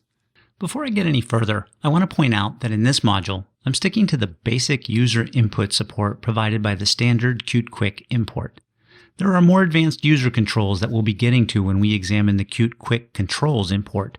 But for now, I think it's helpful to look at the standard building blocks of user input. In many ways, in this module what we're looking at are the raw ingredients used to cook up an interface. The pre-baked controls are extremely convenient, and you'll definitely want to use them, possibly quite frequently. However, you don't want to be limited to them. Knowing how to use and manipulate the raw ingredients allows you to create a unique, tailored experience for your users when the occasion demands it. Any visual QML type can receive input from the keys attached property. In addition, the key navigation attached property allows you to customize how the arrow and tab keys select the next user area to receive focus. Qt Quick has a couple of basic visual text items that automatically receive keyboard events and will display the user-entered text. The text input object is designed to display a single line of editable text. The definition of a single line is a little bit fuzzy here, as text input does support wrapping to multiple lines. However, it is best to think of the text input object as optimal for single line input. When you want a more flexible multi-line data entry tool, the text edit object is more appropriate. It not only supports multiple lines, it also can support rich text formatting. If you're coming from Qt Widgets, you probably expect scroll bars, but TextEdit doesn't support that behavior. Many mobile applications don't display a standard scroll bar in a scrollable area, so that type of behavior would not be suitable here, but it is available in the text area object, which we will discuss later. The areas you see here on the slide are actual QML-generated text input and text edit areas. When the user is entering data, there are several tools available for validating the input. The int validator will allow integers and locale-specific separators to be entered. In addition, a lower and upper limit can be specified. A similar tool exists for doubles, and additionally allows the number of places after the decimal to be specified and supports both standard and scientific notation. The regular expression validator, as you might expect, will validate the user's input against a regular expression. If you don't know what a regular expression is, there are some courses on Pluralsight that explore regular expressions in depth. The concept of focus scope is somewhat unique to Qt-Quick, and the need arises when you want to create reusable components. It's easier to demonstrate than talk about, so in the demo, we will look at a simple use case. The basic touch interface gesture of flicking an item is supported with the Flickable object. While most often used with some type of list view and a touch device, Flickable does support other visual elements and the mouse. In fact, you can wrap a text edit object in a Flickable object to get basic scrolling support. Qt-Quick also has support for pinch area and multi-point touch areas, which again, we won't be covering. The signals raised by various items most often pass an event parameter of one of the types shown here. The details of each of these events vary, of course. The key event will contain data about what key was pressed, how many keys were pressed, and information about which, if any, modifier keys were held down when the key was pressed. The drag wheel and mouse events all provide information about the user's manipulation of the mouse, and there are additional events for touch support. Let's move on to some demos to see how basic user import is supported in QML. Let's start a new Qt-Quick application and name it User Input Demo. We can remove the default code and just add a rectangle object and indent it. Give it the ID Simple Demo, hardcode the width to 50 and the height to the width. We'll set the color to black to start. Now, if we want the user to interact with this rectangle, we can add a mouse area object inside our rectangle. We need to specify the bounds of the mouse area. It's not limited to the enclosing object, but I'll force it to that limit by setting the anchors.fill property to parent. The mouse area has an onClicked handler, and we can write some simple JavaScript here. If the rectangle's x coordinate is equal to 0, we'll set x to 50. So our rectangle should jump to the right. Otherwise, we'll have it jump back to its starting position. And let me add the required quotes to my color. And now we can run, and clicking on the rectangle makes it jump. Oh, clicking where it once was does nothing because the mouse area is following the rectangle. If I click on it again in the new location, it does respond and moves back to the original position. The mouse area doesn't have to be constrained to be within the object it's operating upon. Let me add an ID to the application window. We'll name it root ID. Now I can remove the anchor.fill property and instead set the width and height to the application window's width and height.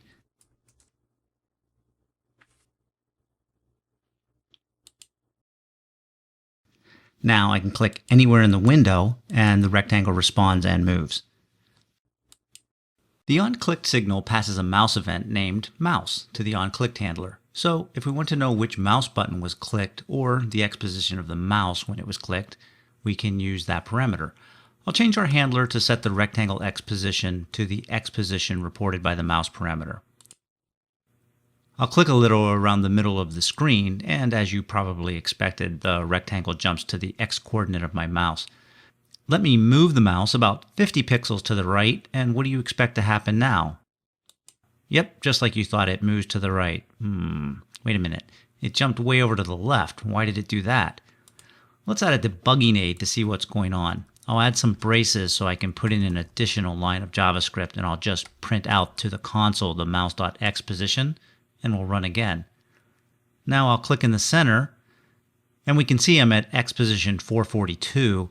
First, let me click to the left of my current position. Notice that the rectangle doesn't move and no message is printed. I'll move the rectangle's width or so to the right and click, and there it is. You can see that 58 is printed, and we can believe that the rectangle moved to an X position in the window of about 58. Nested items inherit properties from their parents, just like you do. When the rectangle moves, so does the coordinate system. With the rectangle in this position, the 0x position for the mouse is right here, but the 0x position for the window is still over here. Now, if we don't want this behavior, we don't need to have a nested mouse area. Let me just cut and paste the mouse area below the rectangle. Of course, I can no longer use the relative parent reference, so I'll change that to the ID. We'll run again. And now, wherever I click in the window, the rectangle's X position will follow. Let me undo those changes and go back to the constrained version. The mouse area supports other properties. For instance, if you were using a rectangle as the basis for a button, you might want it to respond to mouse over events. Inside the mouse area, you can set the hover enabled property to true. Then we add some code to the on hover changed signal handler. When the contains mouse property goes true, then our cursor will be over our mouse area and therefore over our rectangle. So let's change the color of the rectangle to teal. Once contains mouse goes false, we'll change the color again, this time to cyan. This means the rectangle will only be our default black color prior to any user interaction. Let's run. Our rectangle starts out black, and as we hover the mouse over it, the color changes to teal, and when we move off the rectangle, it turns cyan. If we click the rectangle, it moves, and as you would expect, the hover behavior continues to work. The mouse area also supports drag and drop behavior. Let me first give our application a slightly better name, then I'll add another rectangle. We'll give it an ID of container ID because this will be the container within which we will drag. We'll set the width to 600 and the height to 200, even though in this demo we won't be using any more than 50 points of height. Now I want a second rectangle inside my container. This will be the rectangle I drag around, and its ID is dragRectID, and it will be a square of 50. And I want to set the color of the rectangle based on its X position. So for now, I'll just put in a placeholder function named setColorByX, and I'll pass it the current value of X. Now I can add a mouse area. Set it to fill inside our dragRect parent. Then I need to set the drag target to our parent, and this time I'll use the ID. I want to limit dragging to just the X-axis, and I can do that with the dragAxis property and the drag.x-axis enumerated value. Then I can use the minimum and maximum positions for dragging. The min will be 0, and the max will be one rectangle width less than the width of our container. Now I need to create the function. The idea here is I'll create an RGB string value. As X moves from 0 to 256, we'll set the lowest octet, the blue component, to reflect the position. As we move past that, we'll move up and adjust the green component, and then after that we'll adjust the red component. We can create an exponent based on our X position divided by 256, and everything is a floating point value in JavaScript by default, so I'll use math.floor to just get the integer portion.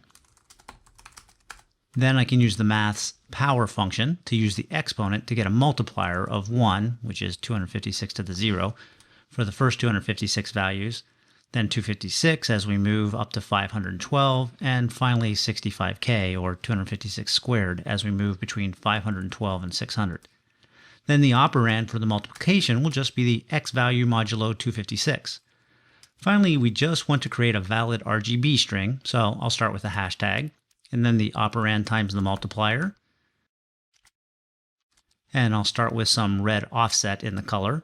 And then we need to turn the result of that multiplication into a hex string with toString and the radix of 16. As a debugging aid, I'll print out all these intermediate values and the final result to the console, and then just return the RGB string. I'll clean up a little, and let me adjust our original rectangle to be below our new container so they don't interfere with each other. We can run. Let me move the window up a little so we can see the console better. And as I drag the rectangle from left to right, you can see the value being printed. And it becomes increasingly obvious that the color is changing as well. We can move into the second octet. And finally, we can start saturating that red value. So you can see both how dragging works and the responsiveness of some more complex JavaScript code. In addition to the mouse, we can also handle keyboard input for any visual item. Let me scroll down a bit. We can add the keys attached property. If I bring up Content Assist, you can see there are quite a few options, including for detecting specific keys like the asterisk or the back tab. There are also some more mysterious ones, like on context 1 being pressed. Remember that Qt Quick is meant for mobile platforms as well as desktop environments, so you won't find a key on your keyboard for every possibility. We'll continue to scroll down and you can see some handlers for various digits. Let's use some of those. I'll double click the digit 0 pressed handler, and so we can immediately see a change. Let me modify the radius of the current rectangle. When 0 is pressed, I'll set it to 0, which is what it is by default, and I'll also add a handler for when the number 1 key is pressed, and this time I'll set the radius to 25. Before I run, I need one more change. A rectangle isn't by default an enterable area, so clicking or dragging it with the mouse doesn't give the rectangle focus. We can overcome that by setting the focus property to true. Now we can run. When I hit the 1 key, you can see the radius change to 25. When I hit 0, it reverts back to 0. And of course, the mouse area drag behavior is not affected. If you don't see a predefined handler for the key you're interested in, not to worry. You can use the general onPressed handler and test for any key. Before we write a sample, let's switch over and look at the documentation. We can search for onPressed in Qt Assistant. Our first hit is the keys topic, which is what we want. And we're already scrolled down to the onPressed topic. Notice that it gets past a key event object named event. I'll jump down to the onPressed topic, and the text tells us what we expect, that the handler is called when a key is pressed. We can jump to the documentation on the key event by clicking, and you can see there's only a small handful of properties. Right now I'm interested in the one named key. The docs tell us that it returns an int and it has a link to the Qt key enumeration. I'll click that, and we can see there's a nice long list of key codes, and they all conveniently start with the word key followed by an underscore. So we can easily use the Content Assist feature when we're coding. However, here you can see there are some definitions for the basic number keys on the keyboard. Let's return to Qt Creator and finish off our property. I'll just call a checkKey function and pass it the event property. Let me add this function to the current rectangle.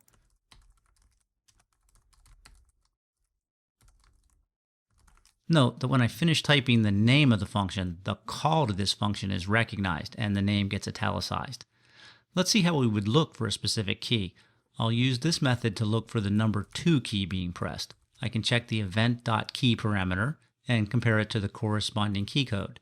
If it matches, I'll print out a message. Otherwise, I just want to print out the integer value of the key. Oh, and one other thing to be careful about is spelling, including capitalization. Content Assist doesn't recognize that the parameter is a key event. In fact, let's type a key with a capital K so you can see what happens. Even though it looks okay here, we can run, and I'll move the window up so we have a clearer view of the console. I'll press 2, and you can see that our if clause worked. Now I'll press 3, and we can see the else clause fires, but we don't get the key code. We just get the value undefined. We'll fix the capitalization, run again, and I'll press the 2 key, and now the 3 key. This time the ASCII equivalent value of the key is shown. I can press a couple of more numbers and you'll see the values, and I'll hold down the control key and you'll see its value. Let's look at the interaction between the two handlers. We currently can see the 2 key because the onPressed handler detects it. What happens if we look for it with a direct handler? I'll add one and print out a different message when the direct handler sees the key.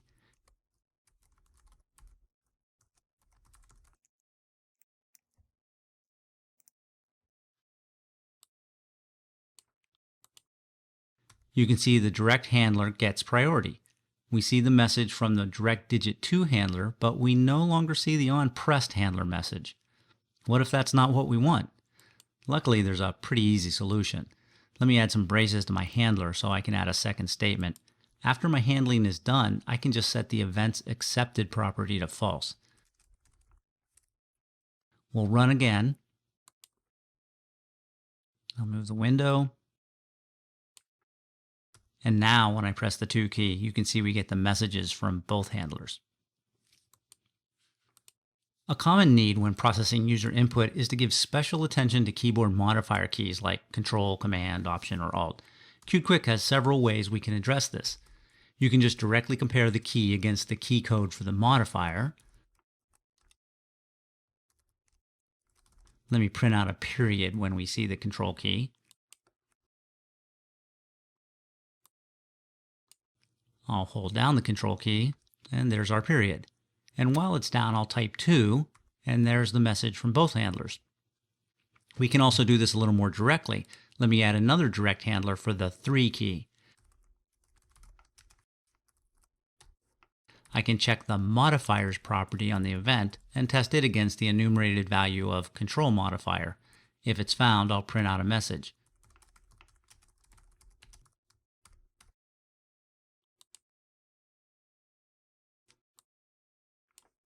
If I just press 3, my handler runs, but no message is printed. And since by default the event is accepted, the onPress handler doesn't run either. If I hold down Control and press 3, I get the message. The keys attached property is pretty flexible, and with its provided properties, you can create sophisticated and flexible keyboard handling. The key navigation property is pretty straightforward. It exists to let you specify how you'll move among the items on your form. You use it just like the keys property, type key navigation, followed by the dot operator. You'll see a number of handlers you can specify. Let's work with the up and down arrow keys. I'll select down, and all I want the down arrow to do is make the other rectangle on our form have focus. I just need to specify that item's ID. Now let me scroll down and I'll add a reciprocal key navigation for the up arrow and specify the ID of our draggable rectangle. So we can tell when our simple rectangle has the focus. Let's add an onPressed handler to it as well. We'll just print out a simple message with the value of the key pressed. We can run. Now, when I press 1, you can see the radius change. I'll hit the down arrow, and the first thing that happens is our onPressed handler runs, and you see the detected key message. But what you can't see is that now our simple black rectangle has the focus. I'll press 1 again, and now you can see that that's true. The simple message prints. I'll press 1 again, and then the up arrow. Our handler runs once more, and now the draggable rectangle has the focus. I can press 0, and we're back to being a rectangle. 1 makes it a circle. The down arrow moves us back to the simple rectangle. There's 0, and there's 1. Now what if we don't want our navigation keys handled by the normal key press handlers? Luckily, there's a property named priority for just that purpose. We can set the priority to key navigation before item, and now the key gets handled by the key navigation property before the keys property. Let me make the same setting for the other rectangle.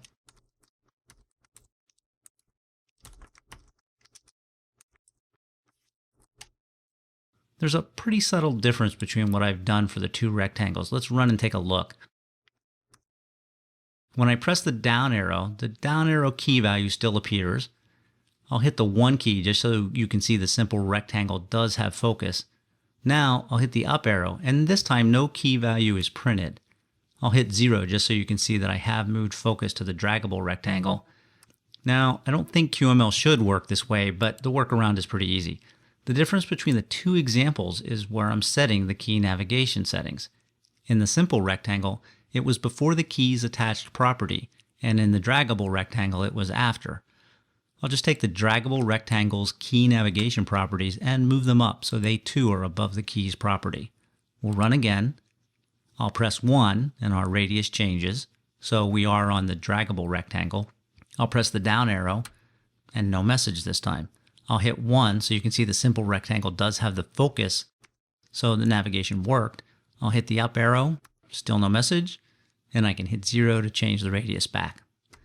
This ability to control who processes a key can be pretty important. If you have a text area, you might want the tab key to get captured by the text area, or you might want to have the tab key used to navigate to a different area on the form. The priority property is there to give you that kind of flexibility. There are a couple of tools in the Qt Quick namespace for helping with text input. The first is just called text input. We have a new empty project started, and we can just add this QML element directly to our application window. I'll give it an ID and some placeholder text so we can see it. That's all we need, so I'll run. And there's our text input. It looks pretty much just like a label, but I can click on it and it gets the focus. I can use the arrow keys to move around, delete some characters, and type some new ones. all the basic operations you would want for a single line text input area. We can make it look more like a text input area. Let's start with a couple of properties, one for the margin and one for the border width. Then we can wrap our text input in a rectangle. Let's get it inside the rectangle. Give the rectangle an ID, and we'll set the background color of the rectangle so we can see it clearly.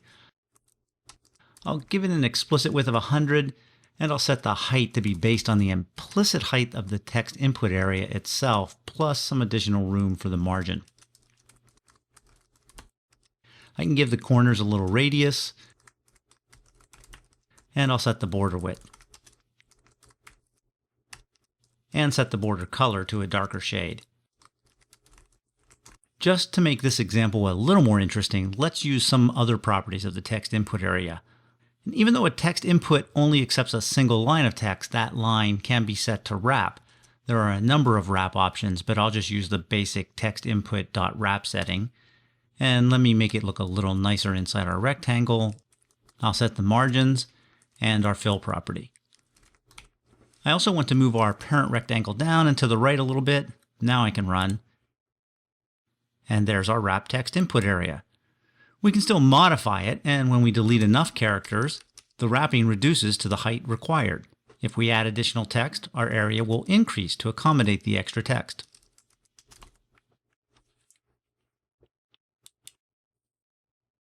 The text edit area works in a similar fashion, but it supports multiple lines of text and it supports formatting. Let's add the QML object, give it an ID. I'll force the width to 100 and turn clipping on. I'll start with a wrap mode of just wrap again, and we'll anchor this so that it's just below our text input area.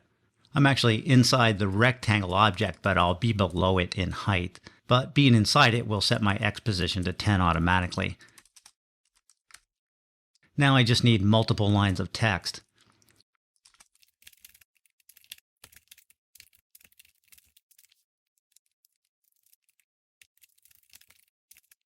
Both the new line character and the carriage return character will cause line breaks in the text edit area. I'll also add a lot of characters here in a row without a space so we can see the various wrapping features. We can run, and you can see that wrapping generates some new lines for us, but so does the new line character and the carriage return. I'll turn off clipping and the wrapping. You can see by default that the text will stay on one line until it gets to the new line or carriage return. I'll leave clipping off, but just turn on the word wrap. Word wrap will only wrap at a word boundary. You can see our long word runs outside our clipping bounds, but everything else wraps inside. I'll turn clipping back on and try again. And it's very similar, but now our run on word is just cut off at the clipping boundary. Finally, I'll select Wrap Anywhere. And you can see that every line wraps as close to the clipping boundary as possible, and none of the text is lost, although it is a bit harder to read. If we want more attractive text, we can set the text format to rich text. Now I can both use some simple HTML like the bold tag, or I can use slightly more complicated tags like the font tag to set the color.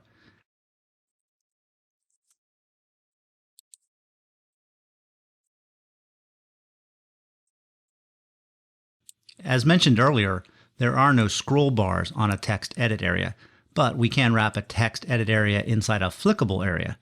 Flicking is a common gesture-based command on touch devices, but you can do a similar gesture by dragging with the mouse.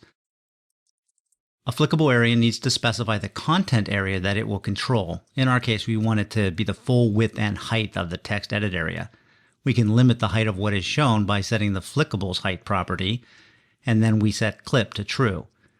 Since the text edit is now inside a flickable, we want to position our flickable, not our text edit area, so I'll just copy and paste those settings. And there is our flickable area, and by dragging with the mouse, I can flick through all the vertical content.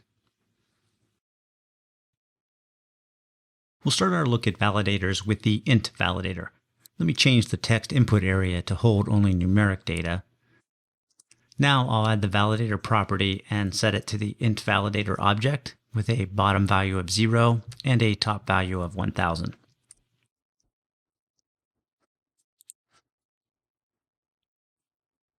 Right away, I can't add any more digits since that would exceed my top value of 1000. I can delete some values. Now I can enter a value of 1000, including the comma separator, since I'm using a US locale. I'll try to enter 2000. I can't complete the entry because that would be invalid. Let me quit and change the top value. I'll make it 2000.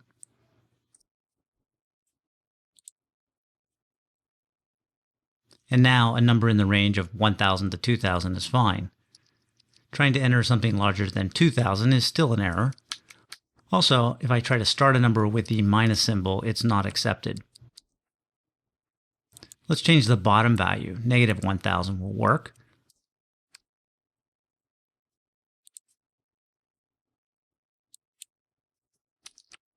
Now the negative symbol is accepted.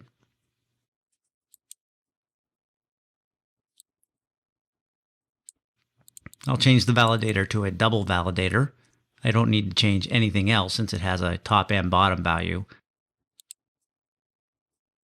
I can now enter the decimal point and add precision to the numbers.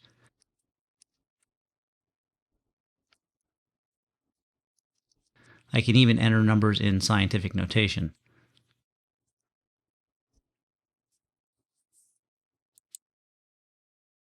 Now let's try a regular expression. This time I need to specify the regex property. I'll paste in a regular expression for a zip code. This should take 5 digits and then a space or a hyphen followed by 4 more digits.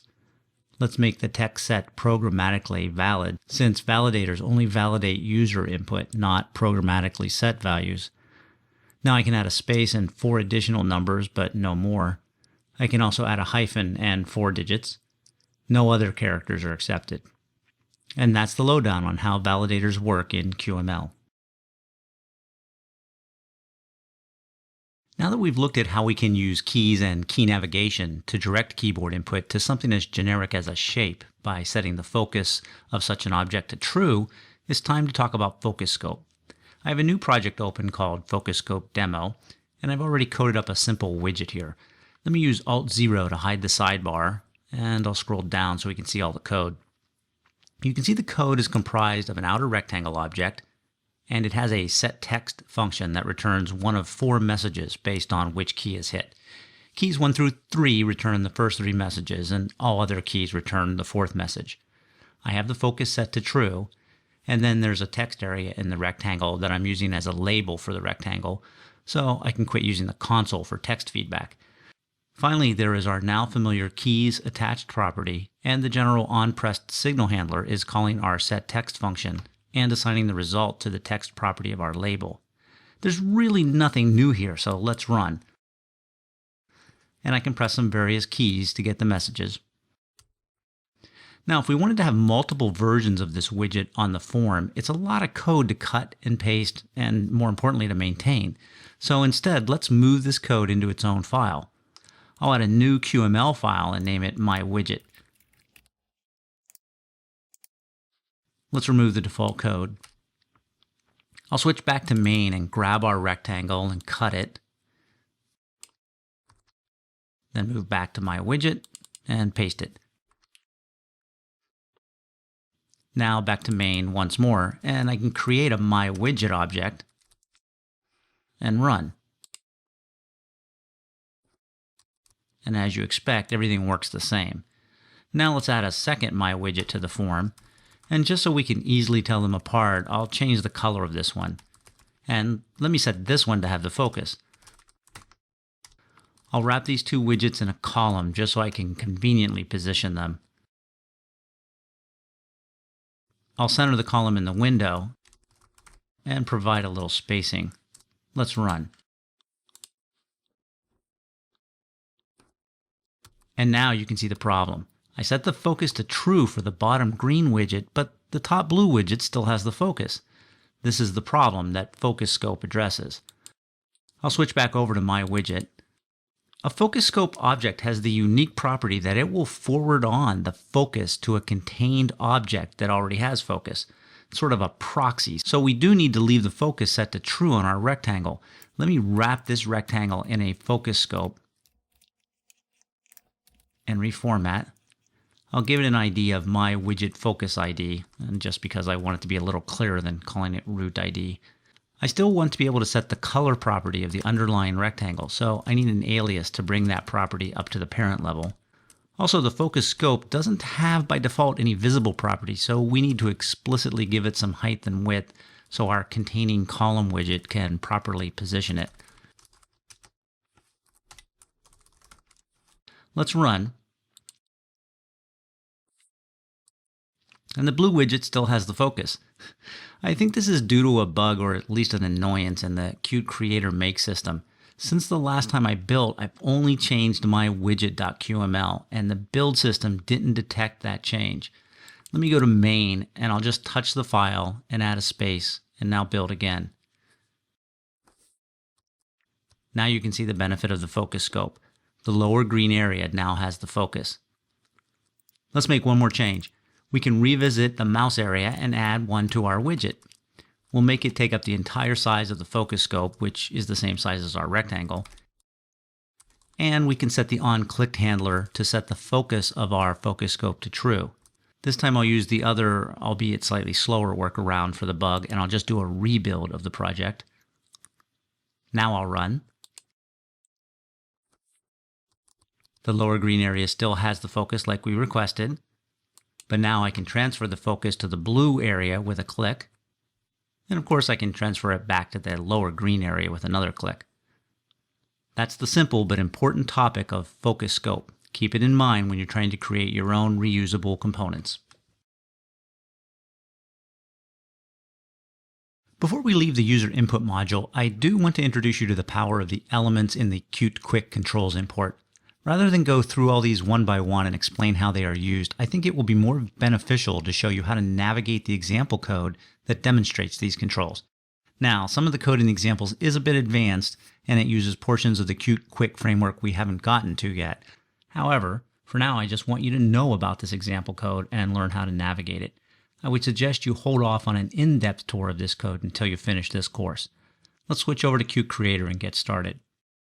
We're in Qt Creator on the Welcome tab, and I selected the Examples button. There are a number of examples dedicated to the Qt Quick controls. Let's do a search on Qt Quick controls.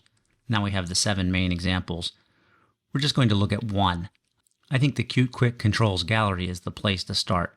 I'll open that up and switch over to the Edit pane. The QML of interest is under the Resources, but let's start by just running the example. We can start with the tab labeled Control.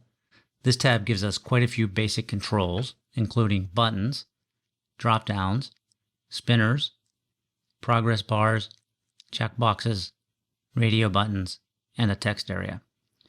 The second tab has an example of one way to construct a table grid.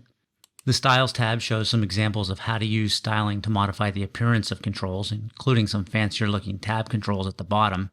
The Layouts tab explores the layout controls, which are a convenient way to position other form elements, and I will be talking about those controls in more depth in an upcoming module.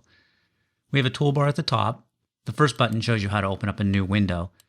The next button shows you how to load and display an image. I have one on my E drive and I'll open it up. And it's opening up the image at full size, so be careful if you have a really large image. Back on the Control tab, let's take a look at these two drop-downs. One just has some user-entered items. The second has a list of the fonts on my machine.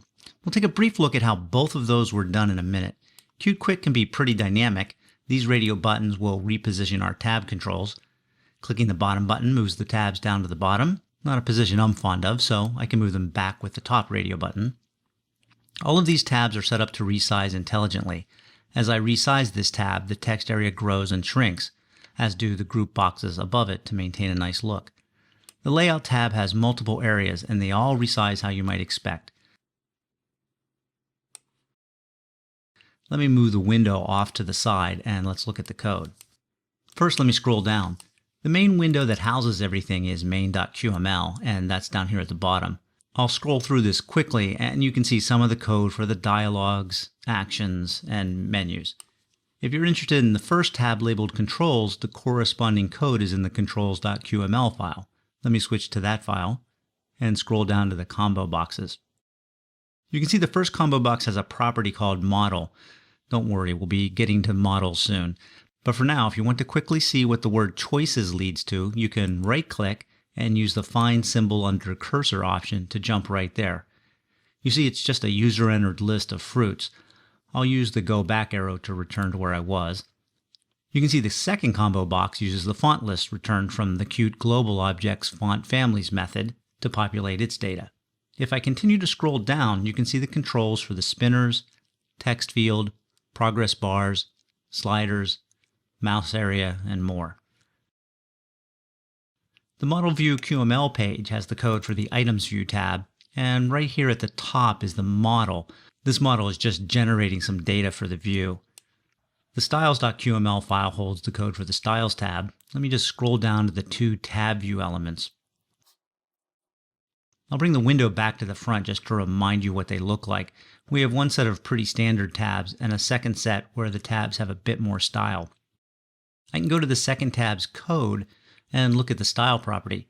It's using a value of tab view style. Again, I'll follow the symbol under the cursor, and you can see it defines a property of type component with the given name. Now, the details of this are beyond what we've covered so far, but if you just want to use tabs that look like this, you just need to do some copying and pasting to get your own tabs to use this styling. Before we wrap up, I want to look at just one more thing. I'll bring the application back up, and you'll remember that a text edit area doesn't support scroll bars. I'll just add some more text and scroll bars. Now we can drop back to the code and scroll to the bottom, and you can see that this isn't a text edit object. It's the text area object that came with the Qt Quick Controls import, and it does support native scroll bars. So that's it. I just wanted to take you on a whirlwind tour and make sure that you're aware of this rich resource. There's more to it, and if you're designing a desktop application, you're definitely going to want to spend some time exploring this sample code. That's it for our look at the fundamental user input controls. We saw how we can use the mouse area to capture clicks and the mouse event to get more details about the click.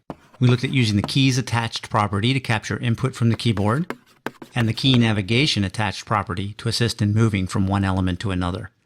The text input and text edit areas allow us to directly capture alphanumeric input from the user, and we also saw how to use validators on those objects. We also saw that the signal handlers for mouse signals receive an event parameter named mouse. If you're looking for a mouse wheel event, that event will be named wheel.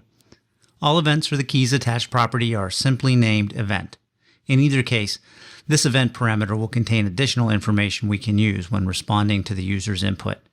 Finally, we took a look at the focus scope element and found out both why it's needed and how to use it. Next up, we'll be discussing the variety of basic and advanced methods Qt Quick provides for positioning elements and controlling the look and feel of your application. Welcome to the positioning module of the Qt Quick Fundamentals course from Pluralsight. My name is Todd Gentili, and in this part, we will be exploring the variety of ways that Qt Quick has to flexibly manage the position of items in a user interface. When you're dealing with a single item, you can use either direct XY coordinates like we talked about earlier in the course. You can also use anchors. We've already used anchors in some of our example code, but we'll talk a little bit more about anchors in this module. When you're dealing with groups of items, it's often much more convenient to use what Qt Quick calls positioners to arrange items. There are general-purpose grid positioners as well as the specialized row and column positioners. The grid, row, and column containers are just for positioning items. When you have items that are roughly uniform in size, a fixed container can often work out quite well. Other times, the smaller object can sometimes look a little lost floating around in a larger container. Qt Quick has an even more flexible tool that can adjust its size to the task at hand. By default, I find myself reaching most often for the grid layout, row layout, and column layout. The attached property of these tools offers added functionality. There is one more common positioner, and that is flow. Flow is similar to your basic HTML container. It will wrap contain items into non-overlapping positions. The direction of flow can be specified as left to right or top to bottom. You can also specify the flow direction to go from right to left. In the next clip, we'll look at anchors in more depth. Anchor lines provide a way in QML to precisely align objects relative to each other. There are 7 invisible anchor lines for an object. Let's look at these in groups.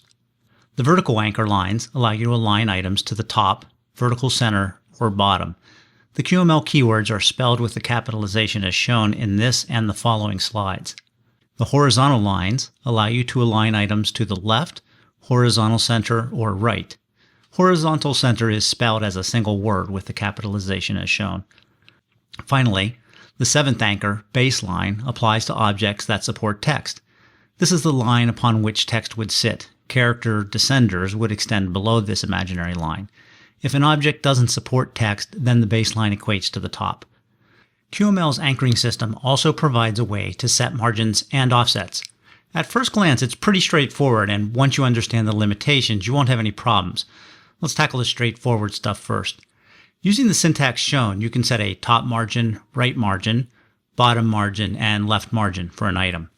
There are also 3 offsets. If you've aligned via horizontal centering, vertical centering, or the baseline, you can apply an offset to that alignment. So this should seem pretty obvious so far, but here's the rub. This is a quote right from Qt Assistant and the online help, and while I don't usually read my slides to you, I'm going to make an exception because this little quote is laden with nuance even for a native English speaker. And if you don't pay attention, I guarantee you'll end up being frustrated and wondering why your margins aren't being honored. Even if you pay attention, it's still easy to make a mistake, so here goes. Anchor margins only apply to anchors. They are not a generic means of applying margins to an item. Okay, let's pause. This means you can't set the position of an item by specifying X and then set the left anchor margin to scoot it over. It's not going to work. You have to set the anchors left, and then you can set the left margin. Let's continue. If an anchor margin is specified for an edge, but the item is not anchored to any item on that edge, the margin is not applied. Let me make sure you understand that. This means you can't set the margin's top and then decide you want it shifted to the right a little and then set the horizontal center offset to achieve that. Until you make sure that anchors.horizontal center is not set to undefined, setting anchors.horizontal center offset is not going to do anything. Think of the margins and the position lines as closely coupled pairs of items. If the positioning line is still left at undefined, the margin or offset won't have any effect. Okay, sure, it seems obvious now, right? Just don't forget it. To provide optimized performance, anchors do have a limitation. You can only anchor between siblings and parents. You can't reach up to a grandparent, and a child can't reach over to another object at the parent level, that is, an aunt or uncle. Finally, you have to avoid conflicting uses of anchors and absolute coordinate positioning. That is, you can't do something like set the anchor's left property and also set the X property. You also can't do something like set both the anchor's left and anchor's right property and set the width property. There is no inherent priority order. So the result of doing this is undefined. The danger of undefined is you might do it and it might give you the result you want, but there's no guarantee that the behavior will work in a future release or even on another day of the week or if you change the color of your socks. So don't do it. Let's switch over to Qt Creator and look at anchors in action. Here we are with a new, mostly empty Qt Quick application. It contains a rectangle with a black border. I also have another QML file named rect50. It just has the code for a square with a width and height of 50. Let me add one of the rect50 squares to my layout. I'll give it an ID of SIB_ID since I plan on having it surrounded by siblings. I can center it in the main rectangle by setting the anchors.vertical center to the parent vertical center. And let me collapse the sidebar so we can see more of the code. And then I can set the anchor's horizontal center to the parent horizontal center. Let's set the color to medium turquoise. And while we don't get type-ahead support for colors, we do get spell check, so I need to train my fingers to spell turquoise. We can run, and there we go, just where I wanted it. There is an easier way to center an item. You can use the anchor's center in property. Center in is really just a shortcut for doing the same thing. Using it does assign values to both the vertical center and horizontal center properties. And as you would expect, the result is the same. Let's add another rectangle to the upper left. I'll give it a color. And I don't need to set any anchors since I'm inside the parent rectangle. This one will inherit the X and Y properties from the parent. In practice, in many cases, it is a good idea to set the anchors explicitly, but for the purposes of this demo, I'll leave them unset. Now we can add the other two rectangles to the top row. We can use the center rectangle to align the left edge, and by default, it will be aligned to the top. I'll set it to a lighter turquoise. And I can cut and paste and then change the left anchor to align to our center rectangle's right edge. And for the right column, we'll pick from the purple family of colors, starting with a light shade on top. Looking good. Now we can do the center row. I'll use the default left alignment and set the top to align with our center rectangle, and set the color to a darker shade of green. The rectangle to the right of center needs to align the top to our center rectangle. And just to mix things up, I'll reach up to the parent to align the right edge. And we'll use violet. Okay. Let's do the final row a little differently. We'll start with an item and set the width to the same as the parent and the height to 50. Now when creating Rect 50 items, my parent is this item, and I can no longer use the center rectangle because it's not a parent or sibling. For my first rectangle, the default left and top will be what I want, so I can set a dark green shade. For the middle Rect 50, I can use center in parent and set the color.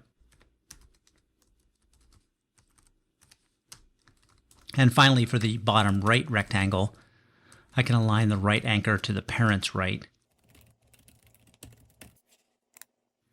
And there's our final grid. Let's take a quick look at margins. If I come up to my upper left rectangle and set the anchor's right margin to 10, what's going to happen? I hope you guessed nothing. Since I didn't set the anchor, I can't set the margin. Even though it's aligned on the left, we also can't set the left margin unless we explicitly set the left anchor line. Let's move over to the top right rectangle and let's try to set its right margin. Again, as I'm sure you expected this time, there was no effect. However, if we set the left margin, since the left anchor is set, we do insert some left margin. Let's take a look at our center rectangle. Even though we don't have the vertical center set, we can set a value for the vertical center offset because it is implicitly set by the center in property. And not only does the center rectangle move down, but everything anchored vertically to the center rectangle also moves down. To complete our demo, let's also set the horizontal center offset. This also works, and the items aligned horizontally also move. This also demonstrates why you probably want to use a consistent method of anchoring for a given entity. That way, when you use margins and offsets, your entity will behave in a more predictable manner. Next up, we'll look at the positioner containers in more depth. The grid is the general purpose positioner, and while it has a number of properties, the most commonly used are the rows, columns, and spacing. A grid will default to 4 columns, and it will add enough rows to accommodate the number of QML objects placed inside the grid. You can set the rows property to a value, and it will try to create that number of rows. Here I have 7 items, and I set the rows property to 3. The columns property is still undefined. Instead of 4 columns, the grid now has 3. The Qt documentation is strangely silent on what happens if you have more items than will fit in a grid with a specified rows property. My experience is, if you haven't set the columns will increase to fit the items. Here the rows property has been set to 1, so the columns expanded to fit all 7 items. If you set both rows and columns, then the extra items will wrap around. Here's a 3x3 grid that contains 9 items. Now here's the same code with a 10th black rectangle added. It seems unlikely that this is what you'll want, so my advice is to either not define the rows property or make sure it's large enough to accommodate all your items. You really shouldn't have to bother setting the rows property for most cases. Don't think of a grid as a fixed table like you use in Excel. Think of it more like a flow container where you can control how many columns are shown. Grids don't have support for row or column spanning. Items are placed in the grid automatically from left to right and top to bottom. You don't have to specify a grid coordinate for your contained items. A grid cell can contain a single QML object. Here is a grid that contains identical rectangles with a green border. A cell can also contain a nested hierarchy of QML objects. Here, each rectangle contains a smaller and centered image. If your items need more room to breathe, then you can add spacing. This also controls the width and height of the grid. The spacing property is applied to both row and column spacing. Here, the spacing property is set to 10. If you want independent control, you can override the spacing property through the explicit use of the column spacing and row spacing properties. Here, the row spacing property has been set to 30. You can set the width and height properties of a grid, but it probably won't do what you expect. The size of what you're seeing is constrained by both the items contained in the grid and the spacing you set. The positioning of the item, however, can be affected by setting the width and height. Here's a khaki-colored rectangle that's 200 by 200, and it contains a grid that's using a center-in anchoring. Here's the same code, but I've set the width and height of the grid to 200. Since the grid isn't actually that big, the center-in calculation is off and the grid is no longer centered. Odds are good you don't want to set the width and height explicitly. Stick to using the spacing. The default position of each item in a grid is the upper left-hand corner. If you don't like the default positioning, the alignment properties give you control over how cells are aligned. You can use the horizontal item alignment property to specify left, right, and horizontal center alignment with the enumerated values shown here. You can use the vertical item alignment property to specify top, bottom, and vertical center alignment with these enumerated values. Here's an example of bottom right alignment. And here's an example using both horizontal and vertical center alignment. Columns aren't much different from a grid with a column property set to 1, but when I just want a vertical stack of items, I prefer to use a column. Like a grid, a column has a spacing property that adds vertical separation to the items in your stack. A row is similar to a grid, where the columns property is left undefined. A row is just a horizontal stack of items that grows to fit what you put in it. It also supports a spacing property to add separation. In addition, there is a layout direction property that can be set to the enumerated values of cute left to right, the default, or cute right to left. The grid, by the way, also has support for changing the layout direction. Next, we're going to look at grids, rows, and columns in action. We'll start with the Anchors demo code. I've just moved it into a new project and assigned a new title.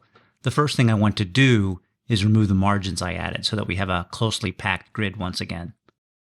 Now I can run, and here's our starting point using Anchors. Now I can add a grid. I'll scroll down and properly close the grid off, and set the columns to 3.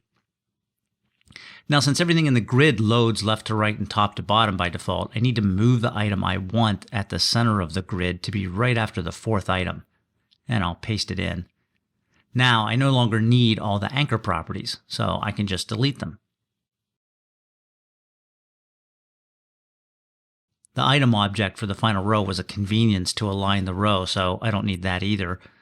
We'll get rid of it, and the closing tag, and the anchors for the remaining rectangles. Now we can run, and we have the identical result with fewer lines of code. Now, if I don't care about staying inside the enclosing rectangle, I can easily reformat my objects into a row.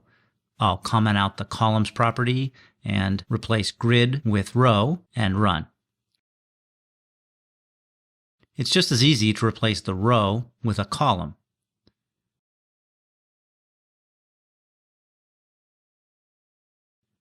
We can also take a quick look at spacing. I'll restore the columns property and return to using a grid.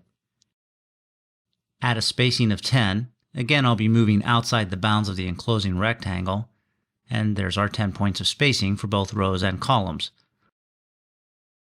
I'll override the row spacing and set it to 30, run again, and you can see the additional row spacing. Next, I'll just show how easy it is to add an image inside the cell. We'll start with the image keyword and set the source property. Let me add an image to the project.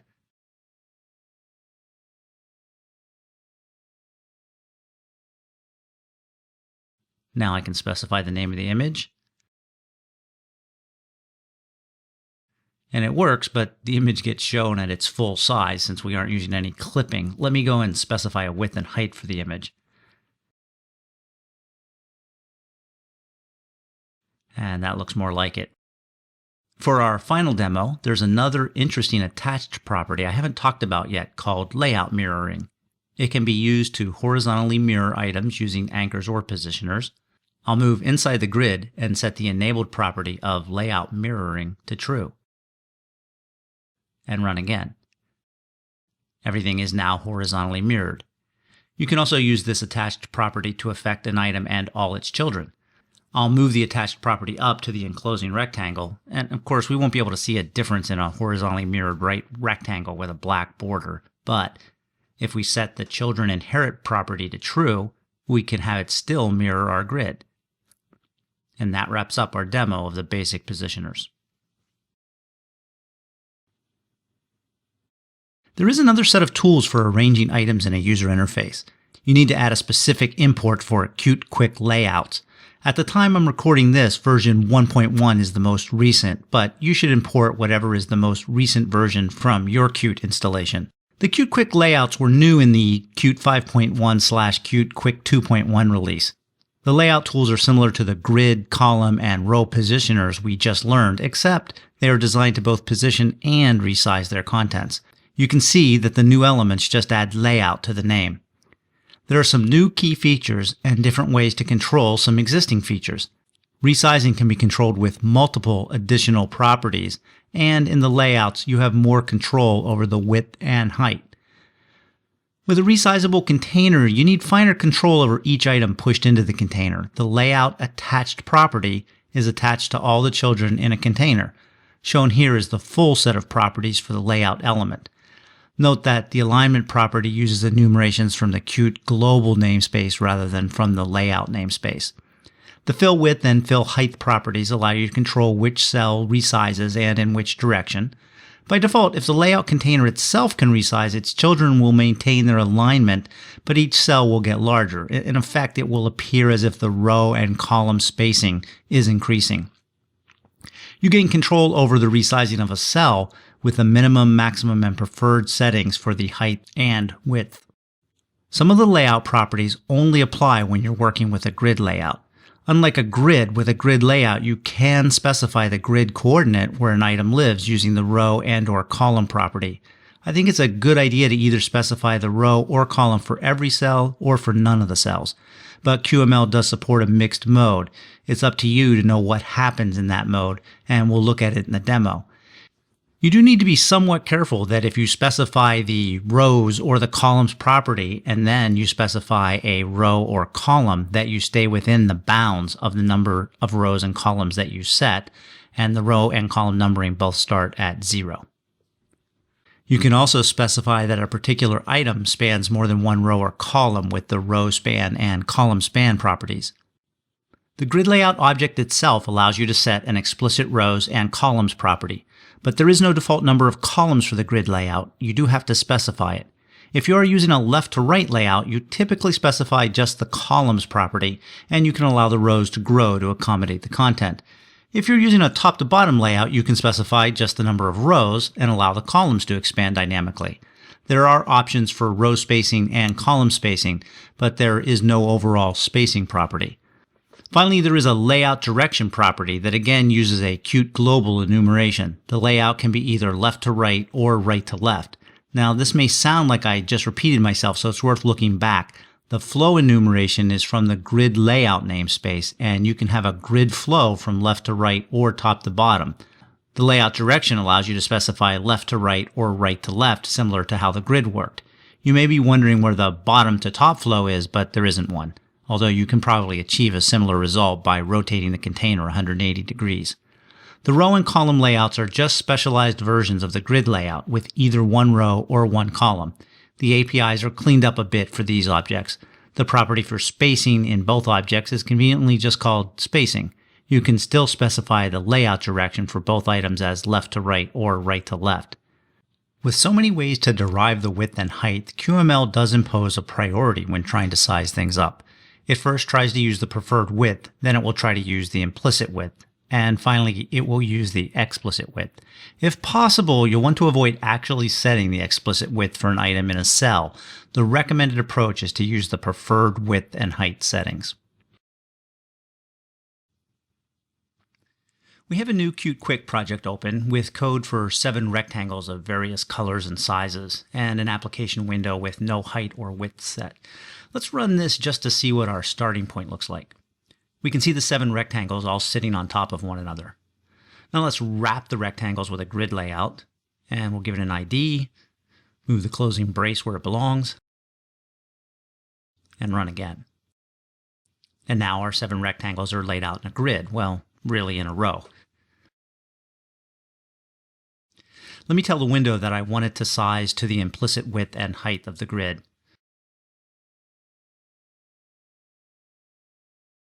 So that's pretty much what it was doing anyway. Seeing some of the resizing abilities requires that the grid layout itself adjust its size, so the first thing we want to do is allow the width and height to change. I'll paste in a couple of lines that make the width match the application's window width, and the height will be half the height of the window. Now when we run, we can see the spacing between cells increases as the size of the grid increases. Let's modify the spring green rectangle and allow it to fill both height and width. Now it resizes as we would expect. However, we can also see how easy it is to start to get into trouble. We're setting the height to the width, but we don't always have a square. That's because we also told the height to fill. Let's use the preferred width instead of the explicit width. And instead of using a square, I'll just set the height to be the implicit height of the layout. And I'll remove the explicit width and height.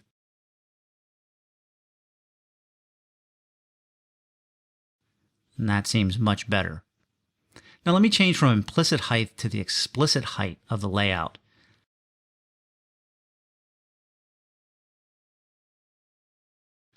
Notice how the window size jumps away from my cursor? That's not my mouse slipping. Let me do it slowly. So again, we have conflicting settings. I'm specifying that my preferred height of the cell is the height of the layout, and I have the height of the window set to the implicit height of the grid. So something has to give, and that's when you see the window snap to the new size. Generally, you'll find it's a good idea to avoid circular references that use explicit heights and widths. Let me set the height to 80 as well. And that behaves much better. And I can change the grid height equal to the window height so that you can see it tracks the window height. As I get too narrow, the cell disappears. Let's fix that. I'll set a minimum width of 25. And while I'm here, let's also limit how large it can grow. I'll set the maximum width to 400. Now we can narrow up our window and our spring green rectangle only shrinks to 25, and we start to cut off the elements to the right. Let me get big and slide over a bit, and you can see the width will only increase to the limit, and then we see the spacing start to increase. Let's take a look at alignment. I'll use the saddle brown rectangle this time and set the alignment to the bottom. Now, when I resize the window, you can see the saddle brown rectangle stays aligned at the bottom instead of the center. Let's take a look at forcing the columns. I'll set an explicit column value of 5 and run again. You can see that the first 5 rectangles show up in row 1, and the additional rectangles move down to row 2. Back to our spring green rectangle, and I'll set a column span of 2. Notice now that we only have 4 rectangles in the top row instead of 5, since the green rectangle is consuming 2 columns. We can see an even more drastic effect if we force the pale green rectangle to be in column 0. Now, think about what you expect to happen here. Surely the spring green rectangle will end up in the first column, But where will the dark magenta and deep sky blue rectangles go? Will they slide over to the right? We'll run. And it turns out, no, they're gone. Well, I suppose technically they're not gone, they're just hidden. QML processed the first two rectangles and assigned them to column 0 and 1. Then it processed the code for the spring green rectangle and put it in column 0. And then it spanned it across to column 1, so it overrode our other two rectangles. This is one reason why I suggest that if you start manually assigning rows and columns, you'll likely want to manually assign all the rows and columns. Otherwise, it's hard to determine what elements have a positional dependency and which are moved around by code. Let me move the pale green rectangle to the third column. That is one over to the right from where it would normally fall. This time all 7 rectangles are back, and you can see that directly above the Dodger blue rectangle we have an empty column. QML just picks up assigning columns after the manually assigned item. Now let me indulge in a little bit of evil so that you don't have to. I'll assign the column to 5. Now remember, the column's property is set to 5, so the valid column numbers are 0 through 4. Let's put on our crash helmet, strap in, and run. And we have a fatality. A lot of QML errors just silently fail, and you can see that in the output window. I actually prefer this error. If you take a look at the output window, the assert will tell you exactly what happened. So since it hurts when you do that, don't do that. I'll put our rectangle back to its original column in code, but I want to move it in the code now. I'll put it up where column 1 used to be. We now have an empty column for column 1. Our favorite rectangle stays in column 2 and spans over to column 3. The deep sky blue rectangle that used to be in column 1 is now implicitly assigned to column 4, and the rest of the rectangles wrap to the bottom row. So my preference is to avoid coding the grid coordinate properties of row and column. Your preference may vary. It's a little more work to maintain your code and have to move things around to keep them positionally ordered, but I think it makes it much easier to read your QML and anticipate the output. Since code tends to be read many more times than it's written, that's the trade-off I prefer. Your preference may vary, especially if you're previously used to tools that require explicitly setting the grid coordinates. One technique that can help when you're trying to figure out the layout tools is to add a text area inside an element to display the size. This demo is getting pretty long, so let's wrap up with a look at flow and layout direction. I can change from the default flow of left to right to top to bottom. Since I'm manually assigning the spring green rectangle to column 2, our dark magenta rectangle shows up in column 0. Column 1 is empty, a little hard to see, and the remaining rectangles start in column 2. I can return to left to right, and I'll run again just to remind you what the order looks like. Dark magenta on the left, deep sky blue on the right in row 0, and saddle brown on the left and hot pink on the right in row 1. I'll change the layout direction to right to left, and you can see the colors for both rows reverse. That should be enough to get you off to a good start with the layouts. Next, we're going to take a look at the flow container.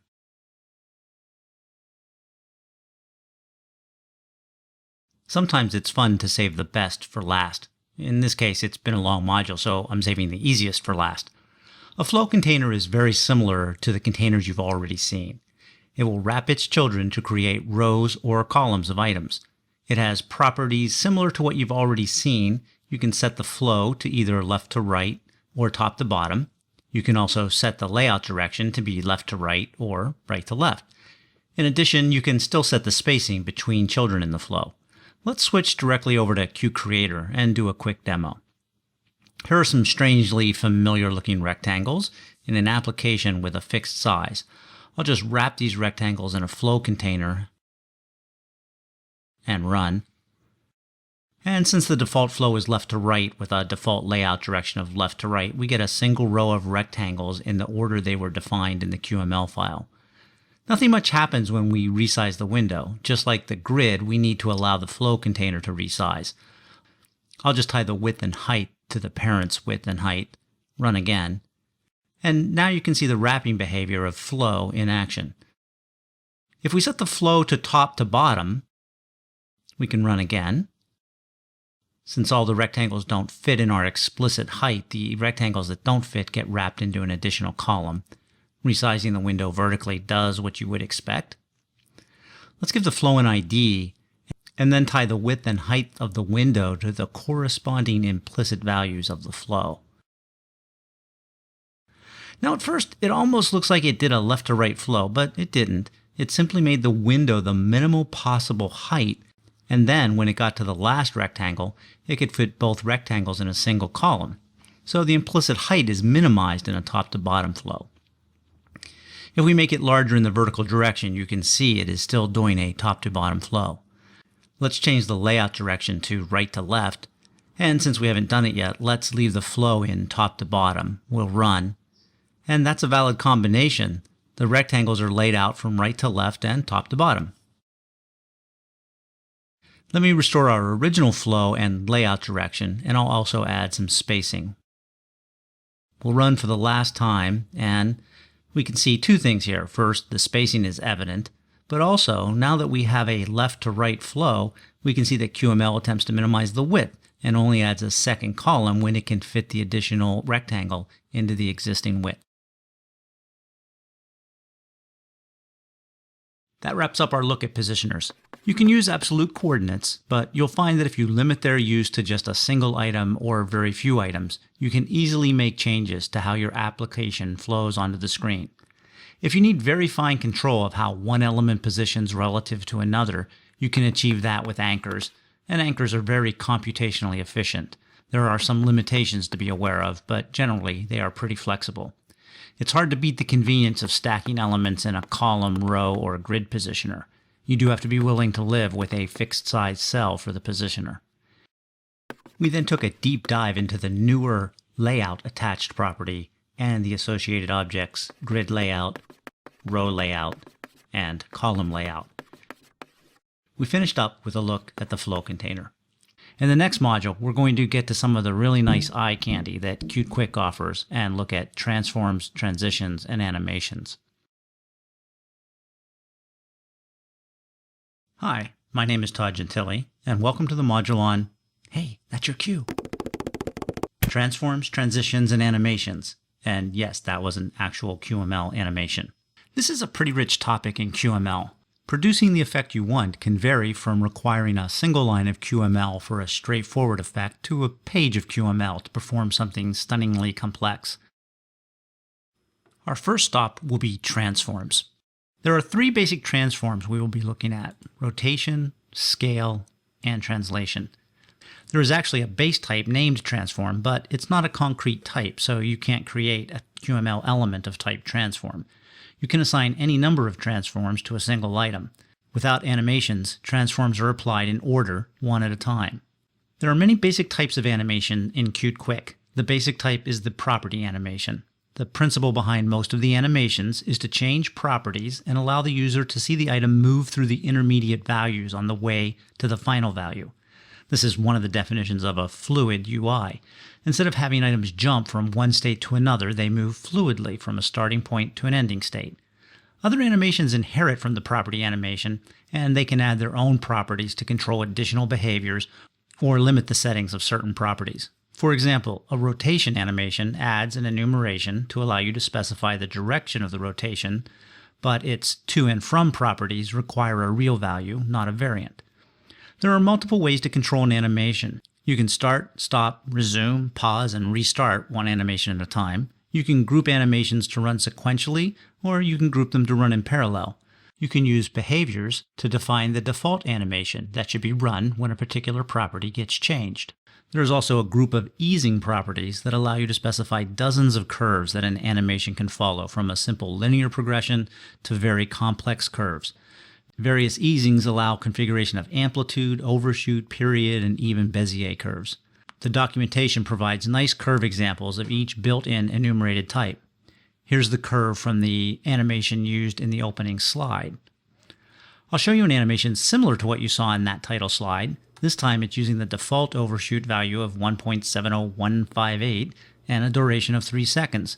You'll notice it gets to its maximum overshoot position before half the time is gone and then eases its way back to its final resting position in the remaining time. There are some special case animations like parent animation that is used when reparenting an item, and the anchor animation, which is typically used in transitions with anchor changes. And if that isn't enough, You can animate along a path of your choosing, pause during a sequence of animations, run scripts during an animation, and set immediate property changes as part of an animation. We're also going to delve deeper into states in this module. You can use states as logic containers. States can specify changes for a group of properties, run scripts, override signal handlers, and perform reparenting and repositioning. And that leads us to transitions, which allows you to specify the animations to be applied when a state change occurs. You can mix and match and apply most of these techniques in an endless variety. I know you don't have an endless amount of time, so I'll limit myself to demonstrating some of the features that I think you're either most likely to use or that will let you easily learn the features I don't cover. We'll ease our way in without overshooting by looking at the straightforward transforms in the next clip. Rotation can be done in two ways in QML. You can do a simple rotation using the rotation property. This will rotate the object around its own center and around the z-axis. And just to make sure we agree on the terms, the y-axis is up and down on your monitor, the x-axis is left to right, and the z-axis is coming straight out of the monitor from front to back. You can think of an imaginary axle that comes out of your monitor. You would stick a piece of paper with writing on it over this axle and then spin the paper to mimic the rotation property. When you want more flexibility, you'll want to reach for the rotation transform. The angle property specifies the target angle to rotate to in degrees clockwise. You can specify a 2D XY point to rotate around. You can also specify a specific axis to rotate around, or more than one axis. In this example, the rotation will use the point at 212 at 16 for the rotation origin and rotate to 45 degrees, rotating on all axes. The scale property will just scale the x and y values together, and the origin point stays anchored in the center of the object. The scale transform allows you to specify the x and y scaling independently. You can also specify an origin point for scaling, although I think it's not quite as clear what that does. So let's look at an example. Here's the 100 by 200 rectangle. A simple scaling by half would create the goldenrod rectangle shown. If we set the origin for both x and y to 50, that would be this green point. Now, when we use a transform to scale to 1/2, we end up with the red outlined rectangle.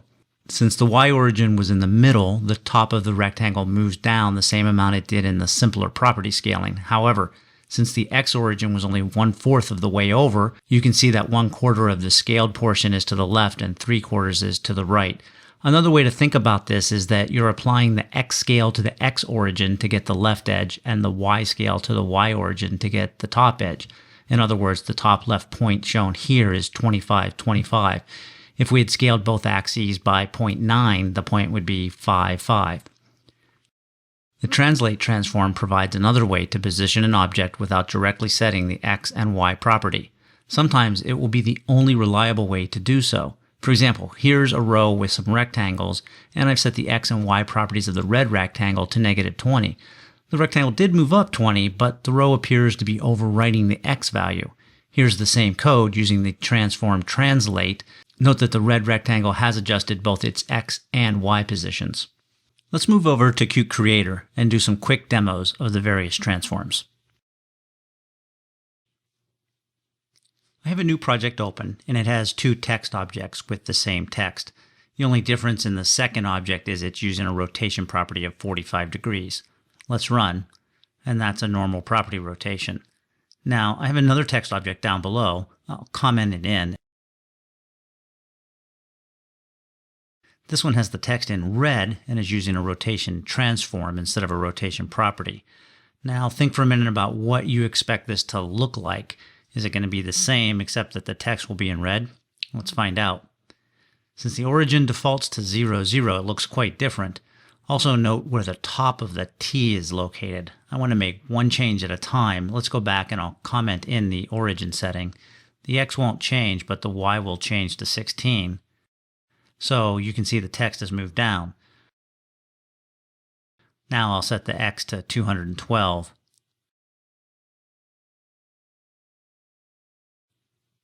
And finally, I'll comment in the axis code to allow the rotation around all three axes. Also note the syntax used here. Axis is a group property, similar to font.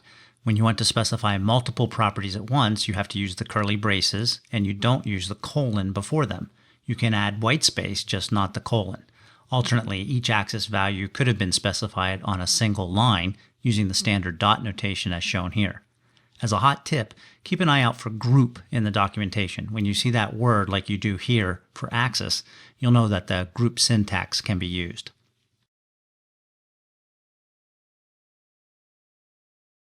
Of course, you aren't limited to rotating text. You can see in the Project Explorer that I have a JPEG in my project. Let me jump down and I can comment in some code that uses this image. And at first I'll comment out the rotation transform and we'll run so you can see what the JPEG looks like. Now I can comment in the rotation and run again. And there's the JPEG rotated 45 degrees around just the y-axis with an origin 130 points in from the left and top. Let's move on to scaling. I'll comment out the rotation code. I have a couple of rectangles at the bottom I can comment in. This is our slide example. We have a 100 by 200 black rectangle and then a red rectangle scaled at 50% with an origin that's 50 points in on each side. We can change the scaling to 90%. And you can see the origin point moves to where you expected. Finally, we can do some asymmetrical scaling. I'll return the Y scaling to 0.5 and leave the X scaling at 0.9. You'll notice the border is no longer a consistent 2 pixels wide all the way around. That's a result of asymmetrical scaling. Finally, for translating, I'll paste in some code with a simpler row than the slide had. We have just 3 rectangles, green, red, and blue. Currently, the code is using the X and Y properties in an attempt to offset the red rectangle by 20 points in both directions. Let me reformat and run. And sure enough, the red rectangle only moves in the Y direction. Let's return and comment in the translate transform and comment out the X and Y properties. And this time we get the desired offsets. It's time to move on and up to the topic of animation. One of the things that makes animations tough to teach is just the breadth of the topic. There are many types of animations, and there are many ways to trigger an animation. In addition, there are various ways to describe a syntax. Some are very explicit, and others infer a lot of properties implicitly. Before we get into the more complex topics, let's just start with the property animation and examine the property fields available to us. Duration allows you to specify with an integer the time in milliseconds that the animation will take. The default value is 250 milliseconds, a mere 1/4 of a second. We'll see duration in action in a minute. Easing is next, and we'll table a discussion of all the various easing properties for later. Exclude. Well, I'm not going to table this for later. I'm just going to skip it. The docs are rather cryptic on what this does and when you might want to use it. I've never used it. I don't think it will help much, but the docs will tell you that the exclude property holds a list of items not to be affected by the animation. It won't tell you what it means by items, and neither will I. The from and to properties are defined as variants, since the type and range of values will depend on what property you are animating. They allow you to specify the starting and ending values for an animation. Like duration, we'll be seeing the from and to properties in action. Next are a pair of related properties, the singular one property and the plural form properties. The docs will tell you they're functionally identical, but don't believe it. They aren't. Trying to use the singular form to specify multiple properties will result in errors. When you have just a single property, you could use either form, but the singular form is optimized for a single property, so use them appropriately. Both forms require a string. When using the plural form, you can specify multiple items in the string by separating them with a comma. Finally, we have the related pair of target and targets. The syntax for target is just an object, and the syntax for targets is an object list. Again, the docs state that these two are functionally identical, and I guess what they mean is you can use the plural form to specify a single object. That is, a single object is a valid object list. However, you can't do the opposite. A valid object list is not an object, so you can't pass a list to the singular form. So let's look at an actual example. This example is using a text32 object I created that just sets the font, weight, and size of a normal text object so we have less clutter on our screen. The first 4 properties are nothing new. Then we have a standalone property animation. In this example, it's defined inside the text object, but this animation would work just as well outside the object, like this. Back to our original form. In either form, a standalone property has to specify both the target and property settings. You might think that since the animation is defined inside the text object, that said text object would by default be the target, but that's not the case. Without the target value, this property animation won't do anything. I'm using the singular forms of property and target, but this code also works. To make something happen to X, I've specified a to value of 0, and I've set the duration to 1 second. Finally, I've set the running property to true so that when the QML containing this code gets loaded, the animation will automatically run. It will move the text from an X position of 885 to 0. Here's this property animation in action. We can animate both the X and Y properties simply by changing from the singular property name to the plural properties and adding the second property. Now, when we run the animation, the text moves from its starting location to 0 for both X and Y. We can add non-positional properties as well. Here, I've just added opacity to the property list, and now, as we move in X and Y, the opacity fades to 0 as well. Since all three of these properties take real numbers, we can, if desired, change this from a property animation to a number animation. Nothing will change in how this looks. We can also add a second target to our animation. Here I have an additional blue text item that has a slightly different starting position, an opacity of 50%, and an ID of text to ID. I've made some changes to my original text item as well. I've changed the color to red. I have just X and Y in the properties list, and most importantly for this demo, I've added both targets. The list notation requires that multiple items be surrounded by square brackets, and each item is separated by a comma. Let's return to our original code where we're just animating one target and just moving the X property. Qt Quick provides a very convenient shorthand syntax for this type of animation. It's referred to as a value source animation, and the code for that looks like this. The first thing you'll notice is that there's only about half as much code to achieve the same effect. The value source syntax starts with the same property animation object, but then you use the on keyword followed by a single property for which you are going to specify a value, in this case the X coordinate. Then you specify the animation parameters, in this case the same to value of 0 and the 1 second duration. Note that this time the target is inferred to be the enclosing text32 object, and also notice I don't have to specifically ask the animation to run.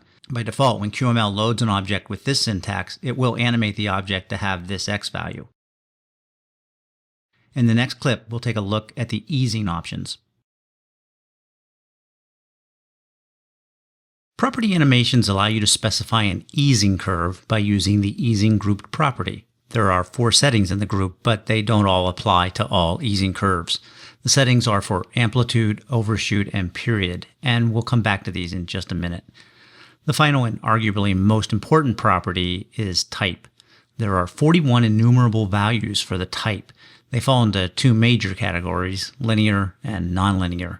That's not a very useful categorization, especially since the linear category contains but one curve and the nonlinear category contains the remaining 40.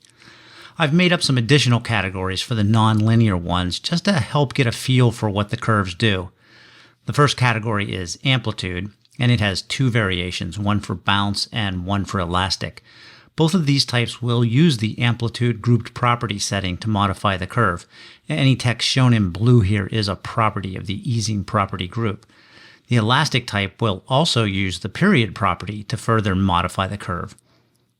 These are the only 2 types that do. Amplitude and period have no effect on all the other curves.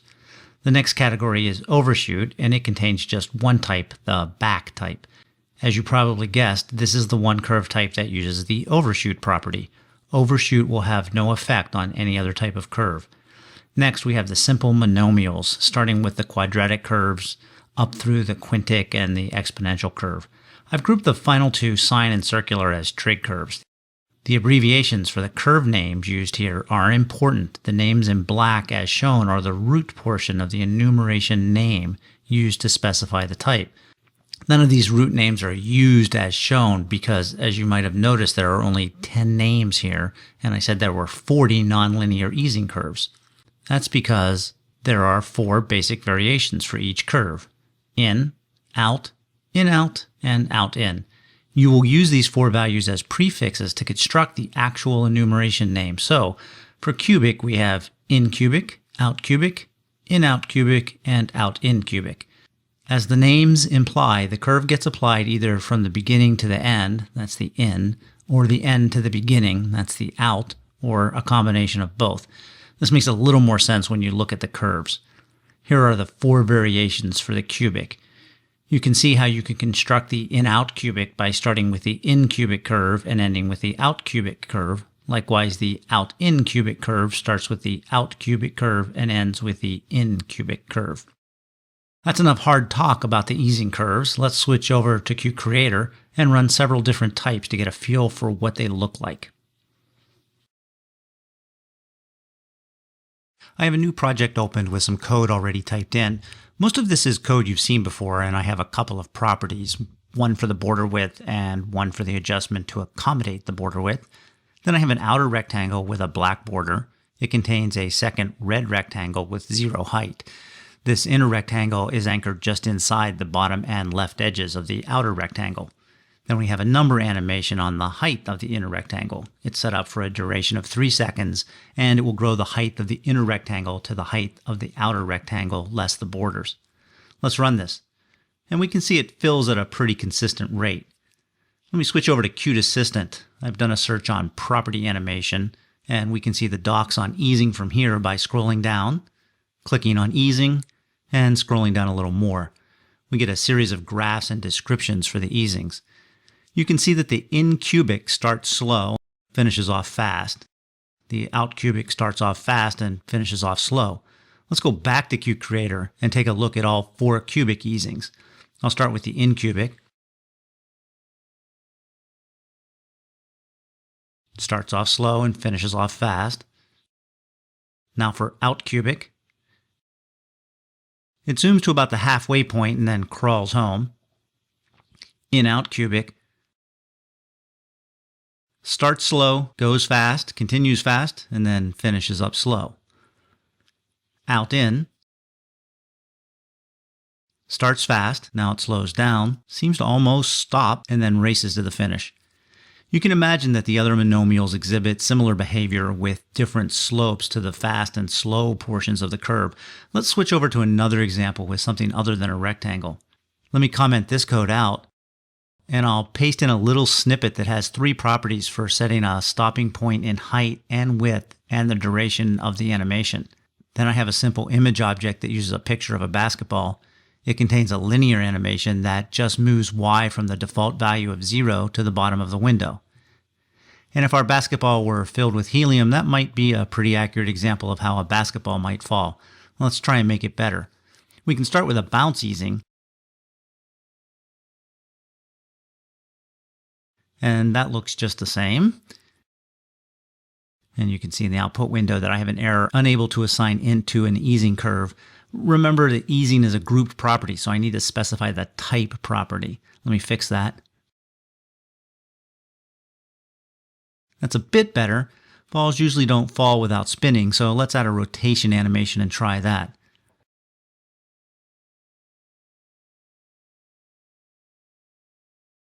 A little nicer, but I think it will look even better if it moves laterally some.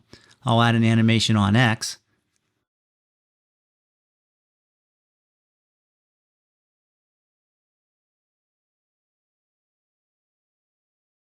Looking pretty good. Let's speed it up a little. The basketball seems a little bit dead though. The rules state how much a basketball should bounce, so I've used those rules to empirically determine that I need an amplitude setting of about 2.5. And that's livelier. And the lateral movement looks a little too perfect. I'll try a sine curve easing on it. And that's not too bad. Okay, in the next clip, we'll roll into looking at sequential and parallel animations.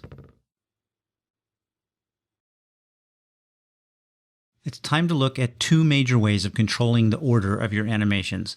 The animations we've seen so far have all been running at the same time, so you don't need to use the parallel animation for just that behavior. However, if you do use the parallel animation, it does make it easier to control as one group all those animations grouped within the parallel animation.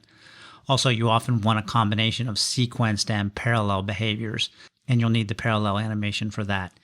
If you want your animations to run one after the other, then you can use a sequential animation.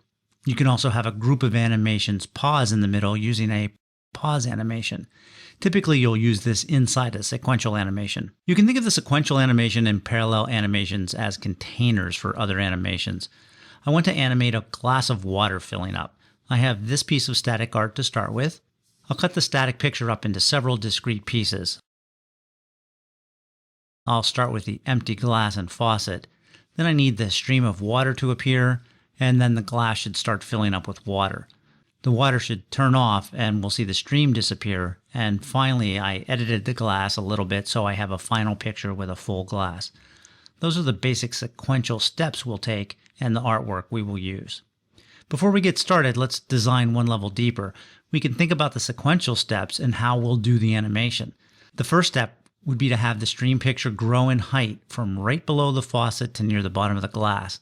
Then the next sequential step will need to have three things happen in parallel. The height of the water image should grow, the Y position of that image should move up as the height grows, and the stream should shorten so that it hits near where the top of the water is. In the next sequential step, the water will turn off, and again, two steps need to happen in parallel. The stream height needs to go to 0, and the Y position of the stream needs to move from just beneath the faucet to the full level of the glass. And finally, the full glass picture can appear. So it looks like we'll need one big sequential animation that contains 4 animations. 2 of these animations are just simple animations, and 2 are a collection of parallel animations.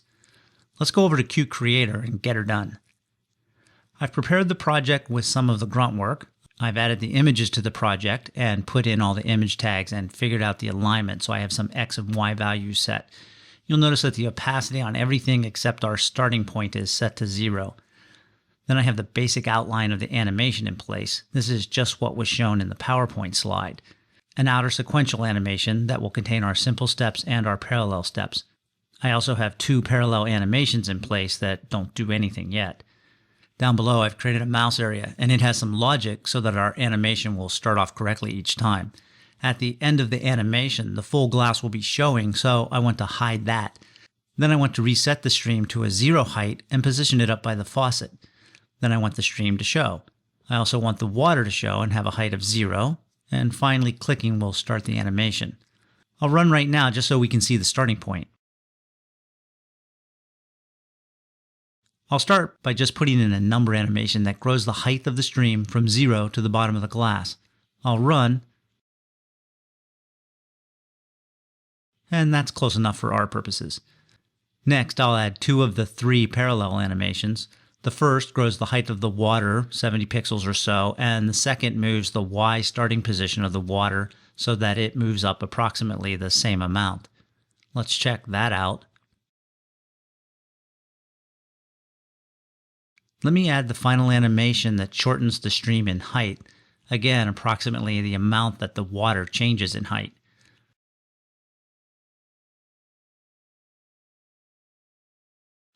Okay, nice. Shortening the stream actually gives it the appearance that it's moving some.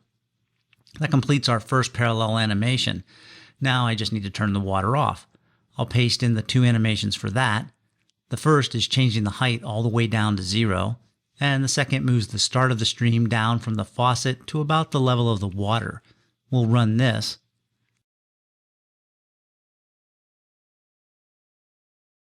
And not bad. We could probably adjust the easings and make it better, but I'll leave that as an exercise for the student. Finally, I just need to show the full glass. I'm going to use an animation, but I'm not really going to animate it. I'll just set the opacity to 1, and I'll do it in 1 millisecond. We'll run that. And one flaw I'm noticing is that the stream is hiding the edge of the glass as our animation runs. Let me fix that. I'll paste in a rectangle, really a line, with a dark gray color to cover up that small gap.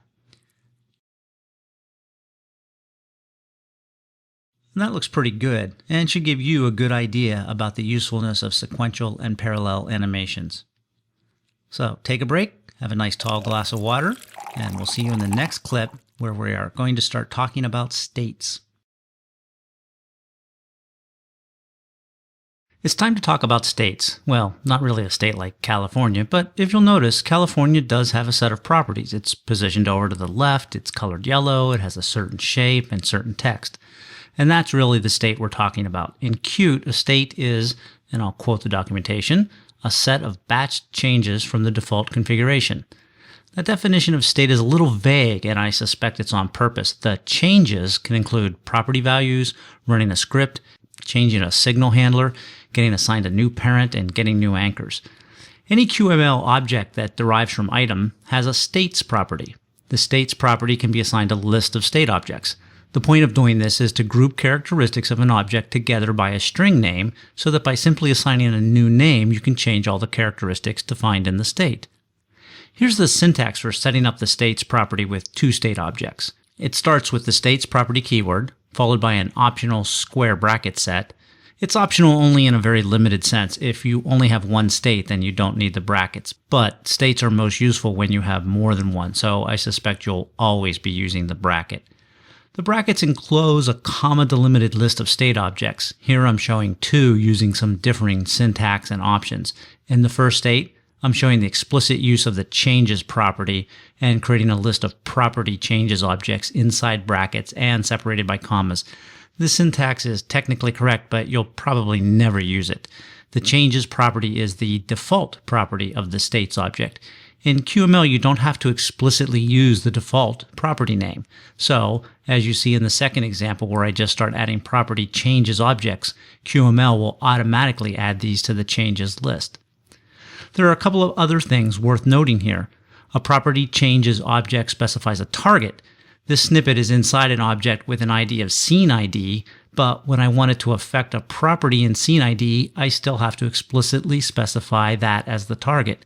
More interestingly, of course, is I'm not limited to changing properties of the scene ID object. I can reach out to any level in my QML file and set properties. While most of these property changes are only changing one property, you aren't limited to one property. In the case of the sun and moon ID objects, I'm adjusting both the opacity and the Y coordinate. There is a when property as well, and when the when property is true, that state gets applied. When the when property is true for more than one state, then the first state where the when property is true will get applied. Extend allows you to specify the starting point for a state as another state, and then you can just specify the changes from that state instead of from the current state. We'll see extend in action in the demo. Speaking of the demo, we're just going to start by creating a scene with states for awake and asleep. We'll change the celestial body in the sky, the background color, and the image of the owl. And yes, I'm assuming this is a nocturnal owl, but of course by using states, if we had a crepuscular owl, we could just add some new states fairly quickly. Let's take flight over to Qt Creator and get started. I've got some starting code in place here. Again, it's nothing you haven't seen before.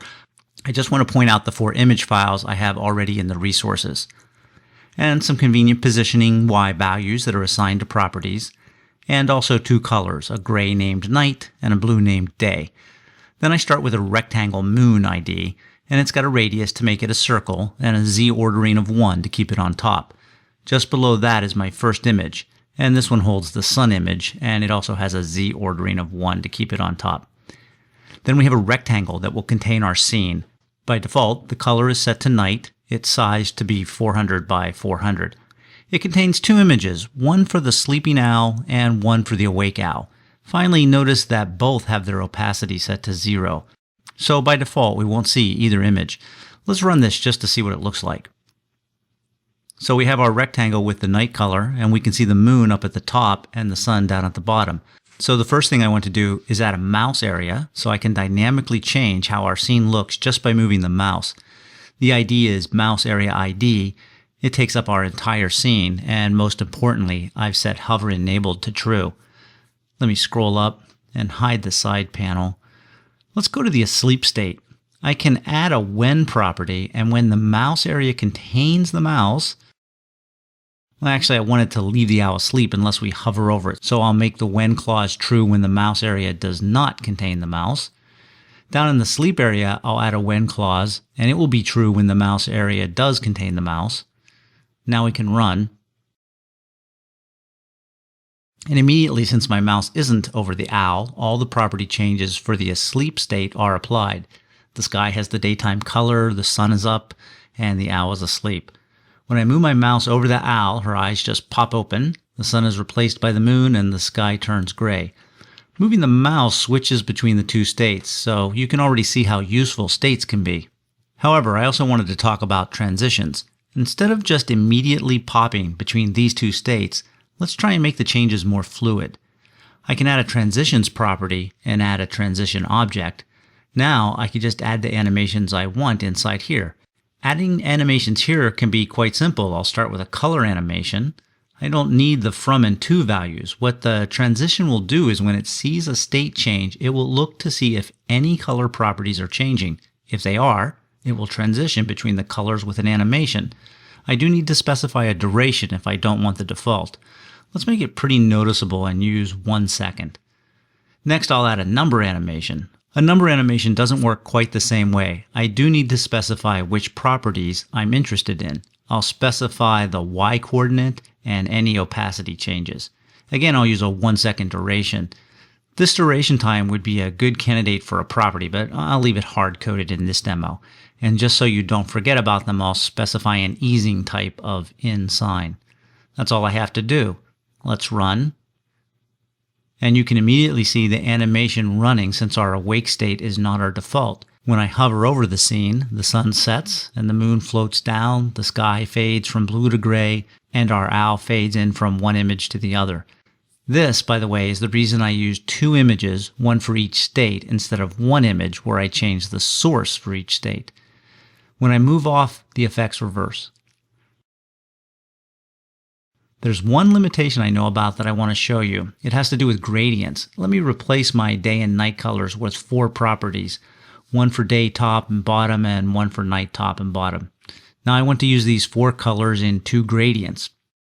Ideally, you would just replace the property changes object for color and put a gradient in there instead. Unfortunately, as of the current Qt Quick release, this syntax isn't supported, so we have to do a workaround that requires a little bit more effort. First, I'll go to the scene and replace the color property with a gradient. I'll give both gradient steps an ID. I'll call the first one top color ID.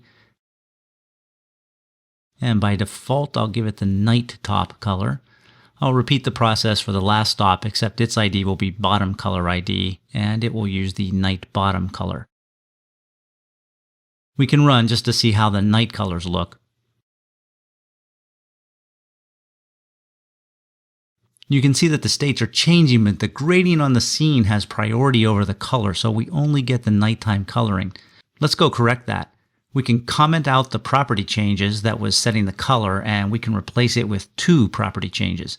We now need to target the IDs I gave to my gradient steps.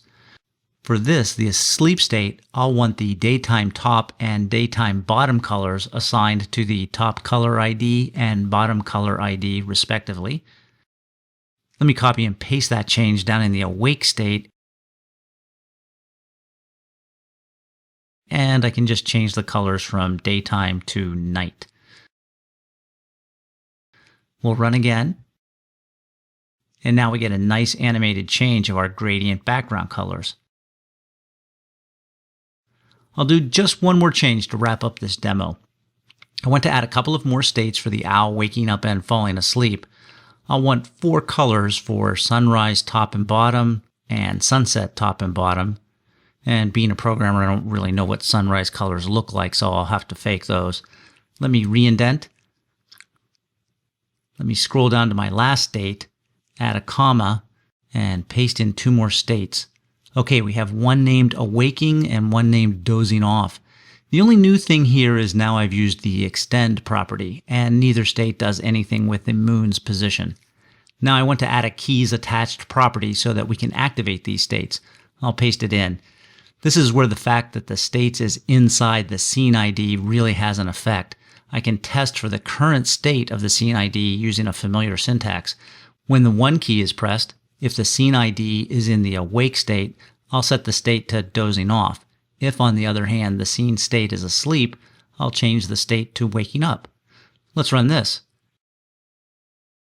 And we're asleep, so I'll hit the 1 key, and the transitions still apply, so we animate nicely to the waking up state. And then when I hover over, we animate from waking up to awake.